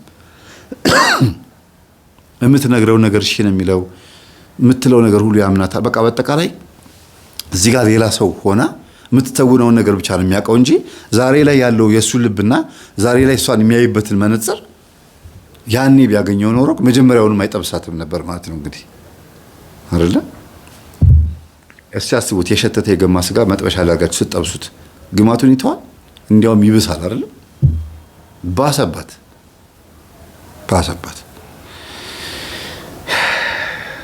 እና ወጣች፣ ሻንጣዋን ይዛ ሄደች። መጣና ኧረ ነይ አላት። ምንድን ነው እቺ? ማንን መሰላችሁ? እቺኛዋን ባለ ታሪካችንን መንፈሳዊቷ ልጅ ስትለው ጊዜ ያው ሄደች አላት። ሄደች ሳልመክራት ወይኔ ስትል ጊዜ አይደል አላት። መምከር ነበረብኝ እኮ ቢያንስ ባስተምራት እኮ ሚስት ሆና ትቀጥል ነበር። እቺ ነይ ያለችው ልንገርሽ ላሳይሻለና ኦዲዮን ለመጀመሪያ ጊዜ ቤቱ ገብታ አታውቅም። ገባች ለመጀመሪያ ጊዜ ሚስቱ በወጣች በቅጽበት ውስጥ በ10 ደቂቃ ልዩነት ውስጥ እሱ ቤቱ ገብታለች ኦዲዮን ለመስማት። የሚገርማችሁ ገብታበት የማታውቀው ቤት አጅሪት ጫማዋን ረስታ ይሁን ምን ይሁን አይታወቅም። ተመልሳ ስመጣ ልጅቷ ቁጭ ብላለች። እዴ ከመቼው አሁን ስታስቡት ልጅቷ ልክስክስ ትመስላለች አይደል? ለሚያይ ሰው ነው ታዲያ ለልጅቷ ልክስክስ ነው የምትመስለው። እሱም ደግሞ ልክስክስ ያስመስልበታል። ገና ከሞታቴ ኧረ እኔ እንኳን አራዳዋ እንደዚህ አላረኩም። ኧረ እኔ እንኳን እንደዚህ በቃ አለሌ እንደሆንኩኝ ፎቶውን ሁሉ አሳይቷታል። በነገራችን ላይ ፊቷ ላይ ሊበተነላት። ከዛ እኔ እንኳን እንደዚህ አይተኛል አይደል? ምንቃ ፏ ያልኩኝ አራዳ እንኳን እንደዚህ አልቸኮልኩም። እንዴ 10 ደቂቃ ሳይሞላው ኧረ እባክሽ መጀመሪያ አንቺ ያወራሽን ኦዲዮ ላስደምጣት ነው እንድነቃብሽ ያደረገችኝ እኮ እሷ ነች አላት። እንዴት ማለት እንዴት? ሁሉ ነገር የጠንቋይ ቤቱንም ምኑንም። እሺ ቅድስት ማነሽ አንቺ አለቻት። ቅድስት አርሴማ ክርስቶስ ሰምራ አለቻት። ከዛ አንቺ ደስ ያለሽ ምረጭና እንዳልሆንኩ ነግርሻለሁ አለቻት ልጅቷ። እኔ አይደለሁም እኔ ተራ ኃጢአተኛ ነኝ፣ ግን አሁን ራሱ ያልኩትን እስቲ ንገራት አለችው። አንቺን ከሩቅ እያየሁኝ የተናገርኩትን ቃላት ይንገርሽ። ይኸውልሽ አንቺ እየሄድሽ ይኸውልሽ ሄደች እኮ ብዬ ስነግራት ወይኔ ሳልነግራት አንድ ቀን እንኳን ሳልመክራት ሄደች ብላ ነው ያለችው። የዚህን ያክል ነው የምታስብልሽ። አሰብሽልኝ። ያው እኔ እግሬ ከመውጣቱ ገብተሽ በጣም የምታስቢልኝ። ታዲያ አትመክሪኝም ነበር ሳልወጣ በፊት? ምን አለ ልጁን ከሚመጣ ሁሉ ነገር ከሚሆን ቁጭ አገሽ ብትመክሪኝ። አይ እሱማ አሁንም ጠንቋይ ቤት መሄድ እንዳላቆምሽ እኮ ባለፈው ሳምንት ራሱ አይተናል ጊዜ። ቆይ ለምንድን ነው የምትከታተይኝ? ስለዚህ ትወጇለሽ ማለት ነው አለቻት። እንዴ አለችና ልጅቷ ተናዳ ወጣች። በቃ ማለት መንፈሳዊ ህይወት ይዟትና ትህትናና ፍቅር ይሄ ሰው እንዲድን የምታረግ መስሏት ነበረ የምታረገው የመሰላት። አሁን ግን እቺው ሴትዮ ራሱ እንኳን እሱን እንደወደደችው ስታቀባት ተናደደች። በዚህ ልክ እኔን ተከታተልሽኝ፣ ስለዚህ ለምን እሱ መርዳት አስፈለገ? እኔ እኮ መርዳት የፈለኩት ያ ልጅ እንግዲህ ሰፈራቸው ልጅ ማለት ነው ያ ልጅ አለችና ተመናቅራ ወጣች። ከዛ ሳቀችባት። አይዞሽ ችግር የለውም የኛ መንፈሳዊት የኛ ጨዋ የሰፈራችን ልጅ አንገት ደፊ አገር አጥፊ። አሁን እንደዚህ ብላ ስትናገር የእውነት ልጅቷ ልክስክስ አትመስልም? የእውነት እንደዚህ ያደርግሽ አትመስልም? አንዳንዴ ይዞርባቸዋል ነገሮች። ለመልካም ብላችሁ የምታደርጉት ነገር ሳታስቡት ስሙ ሌላ ይሆናል። ከዛ ዝም ብዬማ አልወጣም ባሌን ቀማችን ብዬ አሰድባታለሁ ብላ ወጣችና ስሙ ይኸው እኔን አባሩኝ ገና ከመውጣት የቃረስቼ ስመለስ በ10 ደቂቃ ውስጥ ይቺ የምታቋት ጨዋ የምትባለዋ ሴት የቤቷ አገኘኋት ብላ ስትናገር እንግዲህ ለማዋረድ ብላ ኮርት አንቺን ለማጋለጥ ነዋ። ቀድመን እናውቃለን፣ ሁሉ ነገር እናውቃለን። ሁሉን ነገር እኛ እኮ ፈርተንሽ ነው እዛ ጠንቋይ ቤት እንደምትመላለሽም እናውቃለን አሏት። ኦኬ ሁልሽም አንዶንሽልኛላ ብላ ምንም ሳታወላዳ ያን ሻንጣዋን እየጎተተች በጎማ ታክሲ ውስጥ ራይድ ውስጥ ገብታ ብን ከሰፈሩ በቃ ሲነቃባት እንደዚህ ነው። ታዲያ ስልኳ ሊቀመጥ ነው።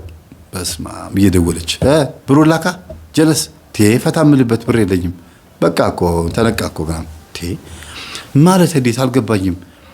በቃ ላካው 1 4 5 ምንድነው አንተ የምታወራው? እኔ ጊዜ የለኝም። እኔ እውነቱን ልንገር አለችው። የድርጅታችንን ስራ አስኪያጅ እያጫወትኩት ነው አለችው። አይደል አላት። አዎ እያጫወትኩት ነው። አንተን እንዲያውም እኮ ቤት ስመጣ ነው ትዝ የምትለኝ እንጂ እኔ ብዙም እኮ ግን አንተ ጋር ጉዳይ አለኝ እና ቶሎ ላከውና እንድረሳ የምትፈልግ ከሆነ ሰርግም ቶሎ እንዲፋጠን ለምትፈልግ ከሆነ ቶሎ በል ወርውርና እንለያይ አለችው። ካልሆነ ግን እኔ ፍርድ ቤት ምናምን እንትና ጋር አልሄድም፣ ህጋዊ ነኝ ግን ችግር ውስጥ እንዳትገባ አለችው። እንዲያውም ብሩን ከምሰጣት እንዲያርጋኛለች ብዬ ኦዲዮ ሪከርድ የተደረገው ምናምን እንዳለ አሰባስቦ ፎቶዎቹን አሰባስቦ ሀብት ንብረት እንዴት እንደማትካፈል እንደዚህ የማገጠች ሴት ልትካፈል ትችላለች አትችልም ብሎ ህግ አማክሮ ምን ብሎ መሄድ እንዳለበት ምናምን አፍንጫው ድረስ ነገረችው። ያቺ ልጅ እዛ ሽሮ ሜዳ ያለችው ልጅ ሂድ የህግ ሰዎችን ጠይቅ፣ አማካሪዎችን ጠይቅ። ከዛ ሲነግሩት በፍጹም መካፈል የማትችልበት ሲስተም ውስጥ ከተቱት። አሁን እዚህ ጋር አልናገርም። ለምን ለአንዳንድ ሰው ተንኮል ማስተማር እንዳይሆንብኝ ነው። እና የሚገርማችሁ ገንዘብ 4 ሚሊዮን ብር አይደለም 4 ብር እንኳን የማታገኝበት መንገድ ተፈጠረ። እና ወንጀል ውስጥ መግባት የምትችልበት መስመር ውስጥ ነው የገባችው። የተናገረቻቸው ነገሮች ተጠርጣሪ እንድትሆን የሚያረጋት ምናምን ብዙ ነገሮች ተፈጠሩ። ከዛ ህጉ ምን ይላል እኔስ ምን ማድረግ አለብኝ የሚለው ነገር አገናኝቶ መምህር እንደዚህ ላደርግ ነው አለኝ። በጣም አሪፍ ሂድበት አልኩት። አሁን ያለህ አማራጭ ጸበል ሄደ መጠመቅ ነው። በየቀኑ ስትዳብስህ ምን ስትልህ የነበረው ጠንቋይ ቤት ያለውን ሰውዬ ጠንቋዩን ስትዳብስበት በነበረው እጇ ነው። ስለዚህ አንተ የመንፈስ ባንክ ነህ፣ መጠራቀሚያ ሆነሃል። በየቀኑ ሙጅር እየተደረገብህ የነበርክ ሰው ስለሆንክ ራስህን አድን አልኩት። እና ምን ልበላት ምን ስም ላውጣላት ለዚች ልጅ አለኝ። ብርሃን በላት አልኩት፣ ወይም ህይወቴ በላት የሚፈልገውን የነገርኩት። እና ስም አውጥቶላት ከሷ ጋር መኖር ነው የፈለገው አዲስ ማንነት። በጣም ነው የገረማቸው። እናትየዋ ራሱ የኔ ልጅ ነይ እስቲ ብሎ ግንባሯን ስሟት ሚስት አባረሽ ሚስት ሆንሽ አሏት። አዎ አለቻት። ከዛ ኃጢአት ነው የሰራሽው ንስሐ ግቢ አሏት። እንዴ ራስሽ ነሽ ግቢ አልሽኝ። ምንም ሆነ ምንም እኔ ኃጢአት አልሰራሁም አለች። አሁን ይሄ ኃጢአት ነው የሚባለው? ማፋታት አለመምከሯ ምንድነው የሚባለው? መስተፋቀር እያደረገች ከዛ በኋላ የምትመከር ሰው ናት። መስተፋቀር ያደረገችው ሴት ከመስተፋቀሩ ተላቃ ትዳሩ መቀጠል የምትችልበት ሁኔታ ይፈጠር ነበረ ወይስ ጭራሽ መጨረሻ ላይ የመለሰችለት መልስ ወደ መንፈሳዊ ህይወት የምትመጣ ሰው ነች? ካፈርኩ የመለሰኝ አካሄዷ እውነት ይሄ ትዳር የሚቀጥል ትዳር ነበረ? ለእናንተ ላቅርበው። አሁን ይሄንን ገጠመኝ ለእናንተ ያቀረብኩት ፍረዱኝ ነው፣ ለእኔም ጭምር ማለት ነው። ፍረዱኝ ስላችሁ ምንድነው? እህታችን አጠፋች። ምንድን ነበር ማድረግ የነበረባት? አሁን ከሱ ጋር ነች ያለችው። የሰፈር ሰው በሙሉ አመስግኗታል፣ ወዷታል፣ ትክክል ናት ብሎ ነው የሚያስበው። ባልየውም እንዲያውም የተሻለ በጣም መልካም ህይወት ነው የኖርኩት ነው የሚለው።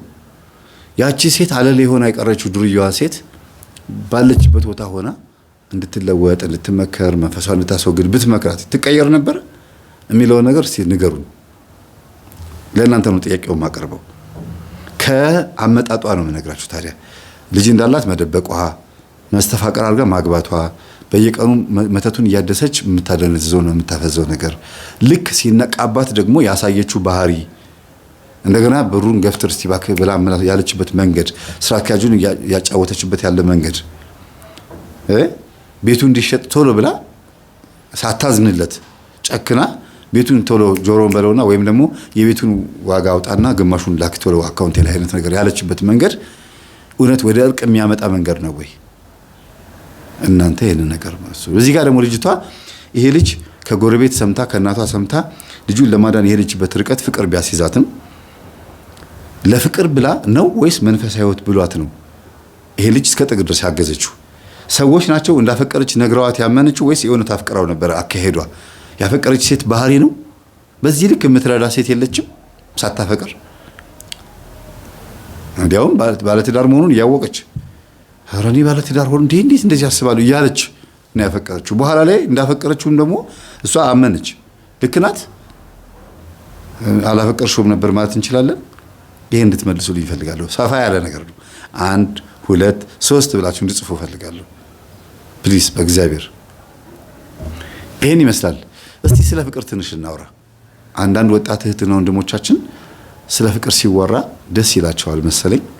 ከዚህ በፊት ስለ ፍቅር ያስተማርኩትን ነገር ቲክቶክ ላይ ለቀውታል። ዝብ ይያለው እንግዲህ አሁንም እነሆ ፍቅር ይታገሳል፣ ፍቅር አይፈራም፣ ፍቅር የኔ ሳይሆን የሱ ወይም ለሱ ነው የሚለው ይላል እና ልጅቷ ላይ ይሄ ነገር ታይቷል ብዬ አስባለሁ። ደፋር ሆና አግዘዋለች። ደፍራ የማታውቀውን ነገር ደፍራለች። ይታገሳል፣ ታግሳለች። ደፋር ነው። ቀጥሎ ደግሞ የኔ ከማለት ይልቅ የሱ ወይም ለሱ ወይም ለሷ ይላል ፍቅር አይደለ? ይሄንንም አይተንባታል። ወደዚህ ደግሞ ወደ ልቧ ውስጥ ስንመጣ ደግሞ አፍቅራ ያፈቀረችው ወንድ ሰፈር ሄዳ ባይኗ ልክ ስታየው ጥግብ የምትልበት ሁኔታ አለ። ያፈቀረች ሴት ወንድ ልጅ ደግሞ አይቷት ብቻ መመለስ ሳይሆን ፎቶዋንም ይሁን እሷንም ይሁን አግኝቷት በየትኛውም አይነት መንገድ ፈሪ ይሆናል። ሴት ልጅ ስታፈቅር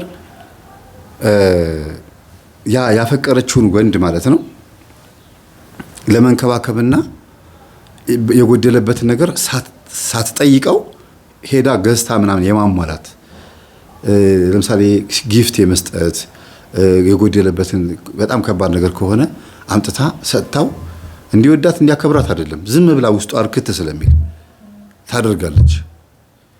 እና ደፋርነቷ እዚህ ላይ ነው። በምታረገው ነገር ደስተኛ ናት እና ሰው አወቀላት አላወቀላት ምንም አይመስላትም። የወንድ ልጅ ደግሞ በተቃራኒ ነው። ሴት ልጅ ካፈቀራት ደፋር ነው፣ ይመጣል፣ ይጠጋታል፣ ግን አይነግራትም። የሚነግራትም ከሆነ ደግሞ ታሽቶ መከራውን አይቶ ምናምን በጊፍት ምናምን ሴት ልጅ እንደዚህ እንደምትወደው እያለ እያሰበ በስነ ልቦና ተጎድቶ ምናምን ይሄ ያስደስታት ይሆን እያለ ያን ነገር እንዳደረገ ፌቨር እንዲደረግለት ባደረገው ነገር ፌቨር እንዲደረግለት ከበር እያደረገ ነው የሚመጣው። ይሄ ደካማ ጎን የመጣበት ከምንድነው? ከራሳቸው ሴቶቹ ከሚፈልጉት አንፃር የመጣ ነገር ስለሆነ ነው። ሴቶቹ እንደዚህ ሲደረግላቸው ነው የሚወዱት የሚለው ነገር ወንድ ልጅ ያመጣው እኮ ሴት ልጅ የምትፈልገውን ስለምትናገር ነው። ያን የምፈልገው ስለምትል ነው። ወንድ ልጅ ድሃ ከሆነ ባናቱ ይተከል ብሎ የሆነ ማኛ የተናገረው አይታችኋል አይደል? ገንዘብ የሌለው ወንድ ባናቱ ተተከል ሰርቶ ራሱን ያልቀየረውን ለመጥበስ አይደለም ሲጠብስም እንዳይሸትሽ ዞር ብለሽ እጂ አብረን ሰርተን ምን አትለወጭም። ከዚህ ከካምጋው አትለወጭ እከክ ራሱን ያለወጥ ምን ብሎ አንቺንም ፎከት በፎከት ነው የሚያደርግሽ። ይጋባል። ድህነት ክፉ ነው። ሀብታምነት እንጂ የማይጋባው ድህነት ቫይረስ ነው። እንዳለ ቤተሰብሽ ሁላ ነው የሚወራው። እውነቴን ነው። ከድሃ ጋር ነው ማለት አለ። ዳ ባየሽ ቁጥር ቀነኒሳ ነው መሆን ያለብሽ። በዚህ በኩል መሮጥ በጣም ምናምን ነገር በቃ እማቤቴን እውነቴን ነው። አትቅረቡ፣ ለሴት ልጅ ጥቅም የለውም። አዎና ወንድ ልጅ ሀብታምም ይሁን ድሃም ይሁን ላፈቀራት ሴት በገንዘብ በኩል ሟች ነው። በገንዘብ በኩል ይማሟታል፣ እንደምንም ብሎ ይጋብዛታል። ጋባዥ እሱ እንደሆነ ኃላፊነት እንደተጣለበት ያምናል። እና አንዳንዴ ቀርቦ ማያናግራት ድሃ ትለኛለች፣ በቃ ምን ይሻለኛል ዝም ብዬ አፍቅሬያት ትኖር ይላል ከሩቁ። ሀብታም ከሆነ ደግሞ በሀብቱ ልክ ምናምን እውነት እኮ ፍቅር አፍቅሯታል እኮ፣ ግን ያንን ፍቅሩን በምን ይሸውደዋል? ባለው ገንዘብ ልክ ያደርገዋል። እንዳፈቀረ እንዳይታወቅበት ምናምን በቃ ሀብቱን አይታ እንደመጣች አድርጎ ራሷን በተጽዕኖ ውስጥ ይከታታል። ሳይኮሎጂካሊ ይጫወትባታል ማለት ነው። ይሄንን ግን መነጋገር ሪል የሆነውን ፍቅር አይደለም። ትክክለኛ ፍቅር የያዘው ወንድ ልጅ አክብሯት፣ ከፍቅረኛ ጋር ትሁንም ከባል ጋር ትሁንም ከወንድሟ ጋርም ትሁን ምናምን የሷን መጎዳት ማየት አይፈልግም። በጣም በቃ ደስ የሚለው አይቷት ስለተመለሰ ብቻ ነው። መጎዳቷን ግን አይፈልግም። እንኳን እሱ መጥቶ ተናግሮ ጎድቷት ሊሄድ ይቀርና በሷ ዙሪያ ኮሽ ያለ የሆነ የምታዝንበት ጉዳይ ካለ ለማንም ሳይናገር መጥቶ ጎድቶ ነው የሚሄደው። ነፃነቷን ይጠብቃል። ትክክለኛ አፍቃሪ ነው ያልኳችሁ። ትክክለኛ ፍቅር የሚባለው ይሄ ነው እንጂ አናግሪኝ አንቺ በቃ እሺ በይኝ እንዴ እኔ እኮ የራሴ ጓደኛ አለኝ እኔ ገና ትምህርቴን ልማርበት እባክህ ምናምን ብላ 3-4 ምክንያት ሲደረድርለት በቃ እኔ የማውቀው ነገር የለም በቃ እሺ በይኝ፣ ወይ በጥፊ መታታል ወይ በቦክስ ይላታል። በዚያ እሷም ደግሞ ፈርታ እሺ ትለዋለች። ይሄ የምንድነው? ራስ ወዳድነት ፍቅር የሚባለው ነው። በቃ ራሱን ነው የሚወደው። ይሄ ሰው ራሱን ያፈቀረው የልጅቷን ስሜት የልጅቷን ሀሳብ በፍጹም አልተረዳም። የሚወዳት ከሆነ በጣም የሚያፈቅራት ከሆነ ልክ እንደ ብርጭቆና እንደ እንቁላል ነው ሊንከባከባት የሚገባ። እንኳን ሊመታት ቀርቶ ሊያስብላት ይገባል። በቃ ይመቻት፣ ደስ ይበላት። በቃ እኔ አንቺን ስላፈቀርኩ ደስተኛ ነኝ፣ ልቤ ተከፍቷል ማለት ነው፣ ማፍቀር ችያለሁ ማለት ነው፣ እድለኛ ነኝ ማለት ምናምን ነበር ማለት የነበረበት። በዚህ ተማርካም ልትመጣ ትችል ነበረ። ግን በዱላ የሚያምን ከሆነ በኃይል የሚያምን በገንዘብ የሚያምን በማቴሪያሎች የሚያምን ምናምን በዚህ ነገር ሊሰበስባት የሚሞክር ከሆነ በዛው ነገር ያጣታል፣ ዋጋም ይከፍላል። እንዲያውም እንደ ድድብ ቆጥራው ከሱ እንዴት ማምለጥ እንደምትችል ማሰብ የምትጀምረው ከመታት ሰዓት ጀምሮ ነው። በቃ ይሄ ሰው ደደብ ነው ማለት ነው ብላ ራሱን ነው የሚያስበው፣ በቃ ስለ ራሱ ነው የሚያስበው ብላ ማለት ነው። እኔ ማቀው በቃ እንዳፈቀርኩሽ ነው እምልሽን እሺ በይ በቃ ነግሬሻለሁ ምናምን። ወንድሟም ቢመጣ አጎት አባት ቢመጣ ምንም አይሰማም። ግን ለሷ እንደዛም ሆኖ ግን ያው ማንኛውም ሰው መጥቶ እንደሚያፈቅራት ከተናገረ በኋላ አሁንም ደግሞ መጥቶ እንደሚያፈቅራት መናገሩ ያ እንደ መጥፎ ነገር ይታያል ማለት አይደለም። እሺ ኃይል እየጨመረበት በገንዘብ እያታለላት የሱ ለማድረግ የሚያደርገው ጥረት ነው ብላችሁ እንደሚያፈቅራት መናገሩ ግን ችግር የለውም። በቃ እንዲያውም የልቡ ንግስት አድርጎ ማስቀመጠው። አላያችሁም? ቬሮኒካን ያፈቀራት እግረኛው ሚዲያ ላይ እንዴት እንደሚናገር። ቬሮኒካን ወዳታለሁ አለ፣ ግጥምና ዜማ ጻፈላት፣ ዘፈነላት አይደል እንዴ?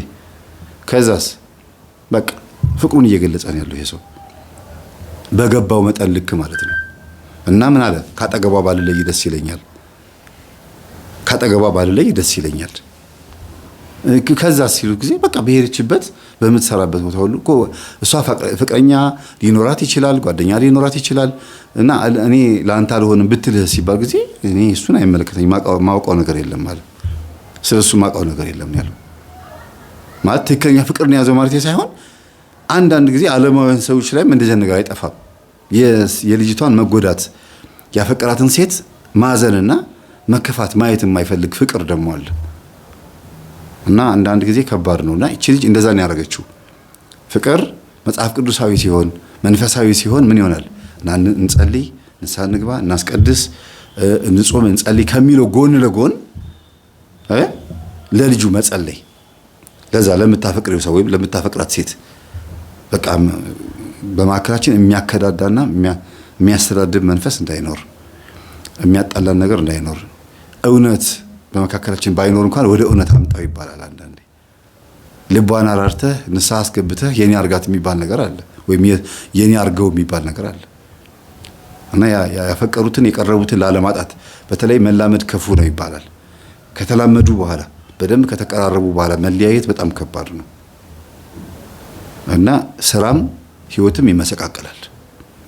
ይሄ ነገር እንዳይመጣ መጀመሪያ መንፈሳዊነት ይጨመርበት ውስጡ። ለምን ገና ለገና እንለያያለን ብሎ አስበው አይደለም፣ ግን ችግር ሲመጣ መጽናኛ የሚሆነው የእግዚአብሔር ቃል ስለሆነ ነው መንፈሳዊነት የሚቀላቀልበት። ዓለማዊ ፍቅር ብዙ ጊዜ በረኪና ያስጠጣል። ሌላ ሴት ጋር እልህ ይዟቸው የገዛ ጓደኛዋን ፍቅረኛ አድርጎ ይዛል፣ የገዛ ጓደኛውን ፍቅረኛ አድርጋ ትይዛለች ወይ ታገባው ትችላለች። እና አንዳንዴ ይሄ የፉክክር ምናምን ይሆናል ማለት ነው።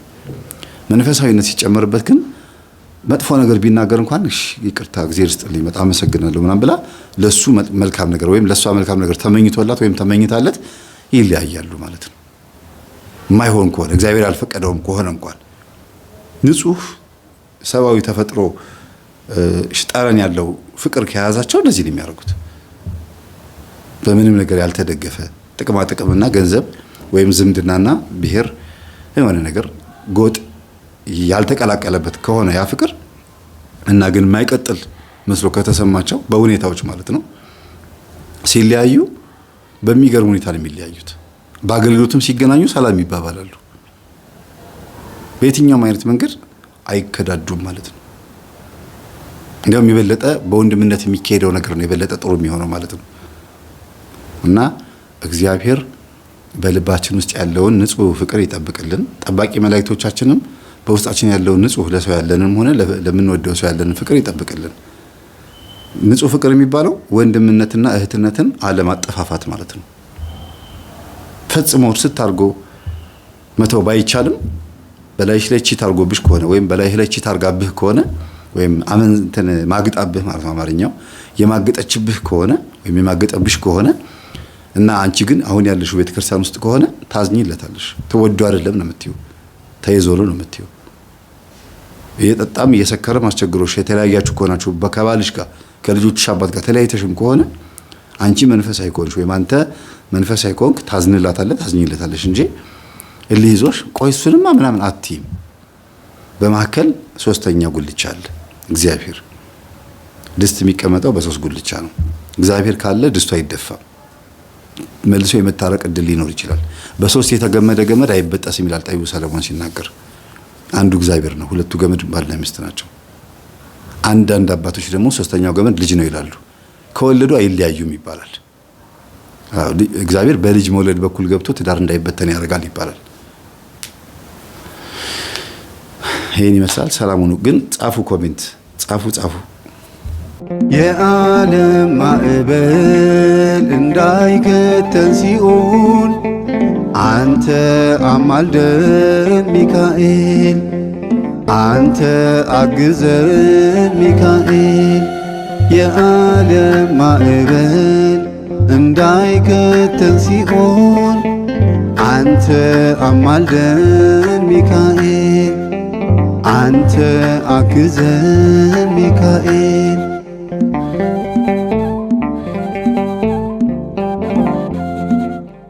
በዚህኛው ዓለም ለስጋችን በሰማይ ደግሞ ለነፍሳችን ረዳት ነህና የማትተወን ታላቁ መልአክ በል ቁምልን። የዓለም ማዕበል እንዳይከተን ሲኦል አንተ አማልደን ሚካኤል፣ አንተ አግዘን ሚካኤል።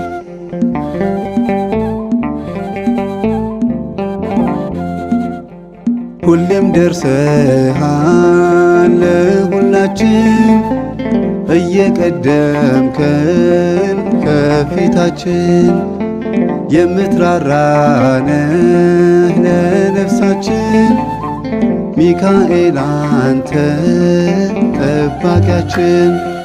የዓለም ማዕበል እንዳይከተን ሲኦል አንተ አማልደን ሚካኤል፣ አንተ አግዘን ሚካኤል።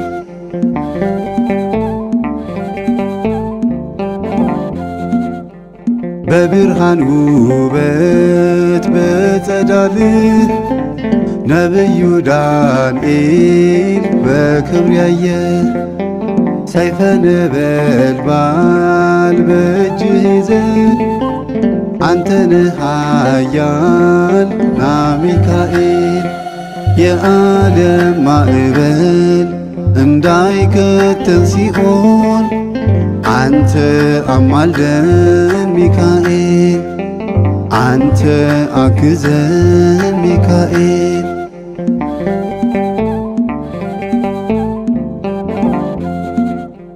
ሕዝቡን ስትመራ በደመና እየመገብክም ኅብስተ መና ብርቱ አገልጋይ ነህ ድንቅ ፋና የብርሃን አምላክ ሾሞሃልና የዓለም ማዕበል እንዳይከተን ሲኦል አንተ አማልደን ሚካኤል አንተ አግዘን ሚካኤል የዓለም ማዕበል እንዳይከተን ሲኦል አንተ አማልደን ሚካኤል አንተ አግዘን ሚካኤል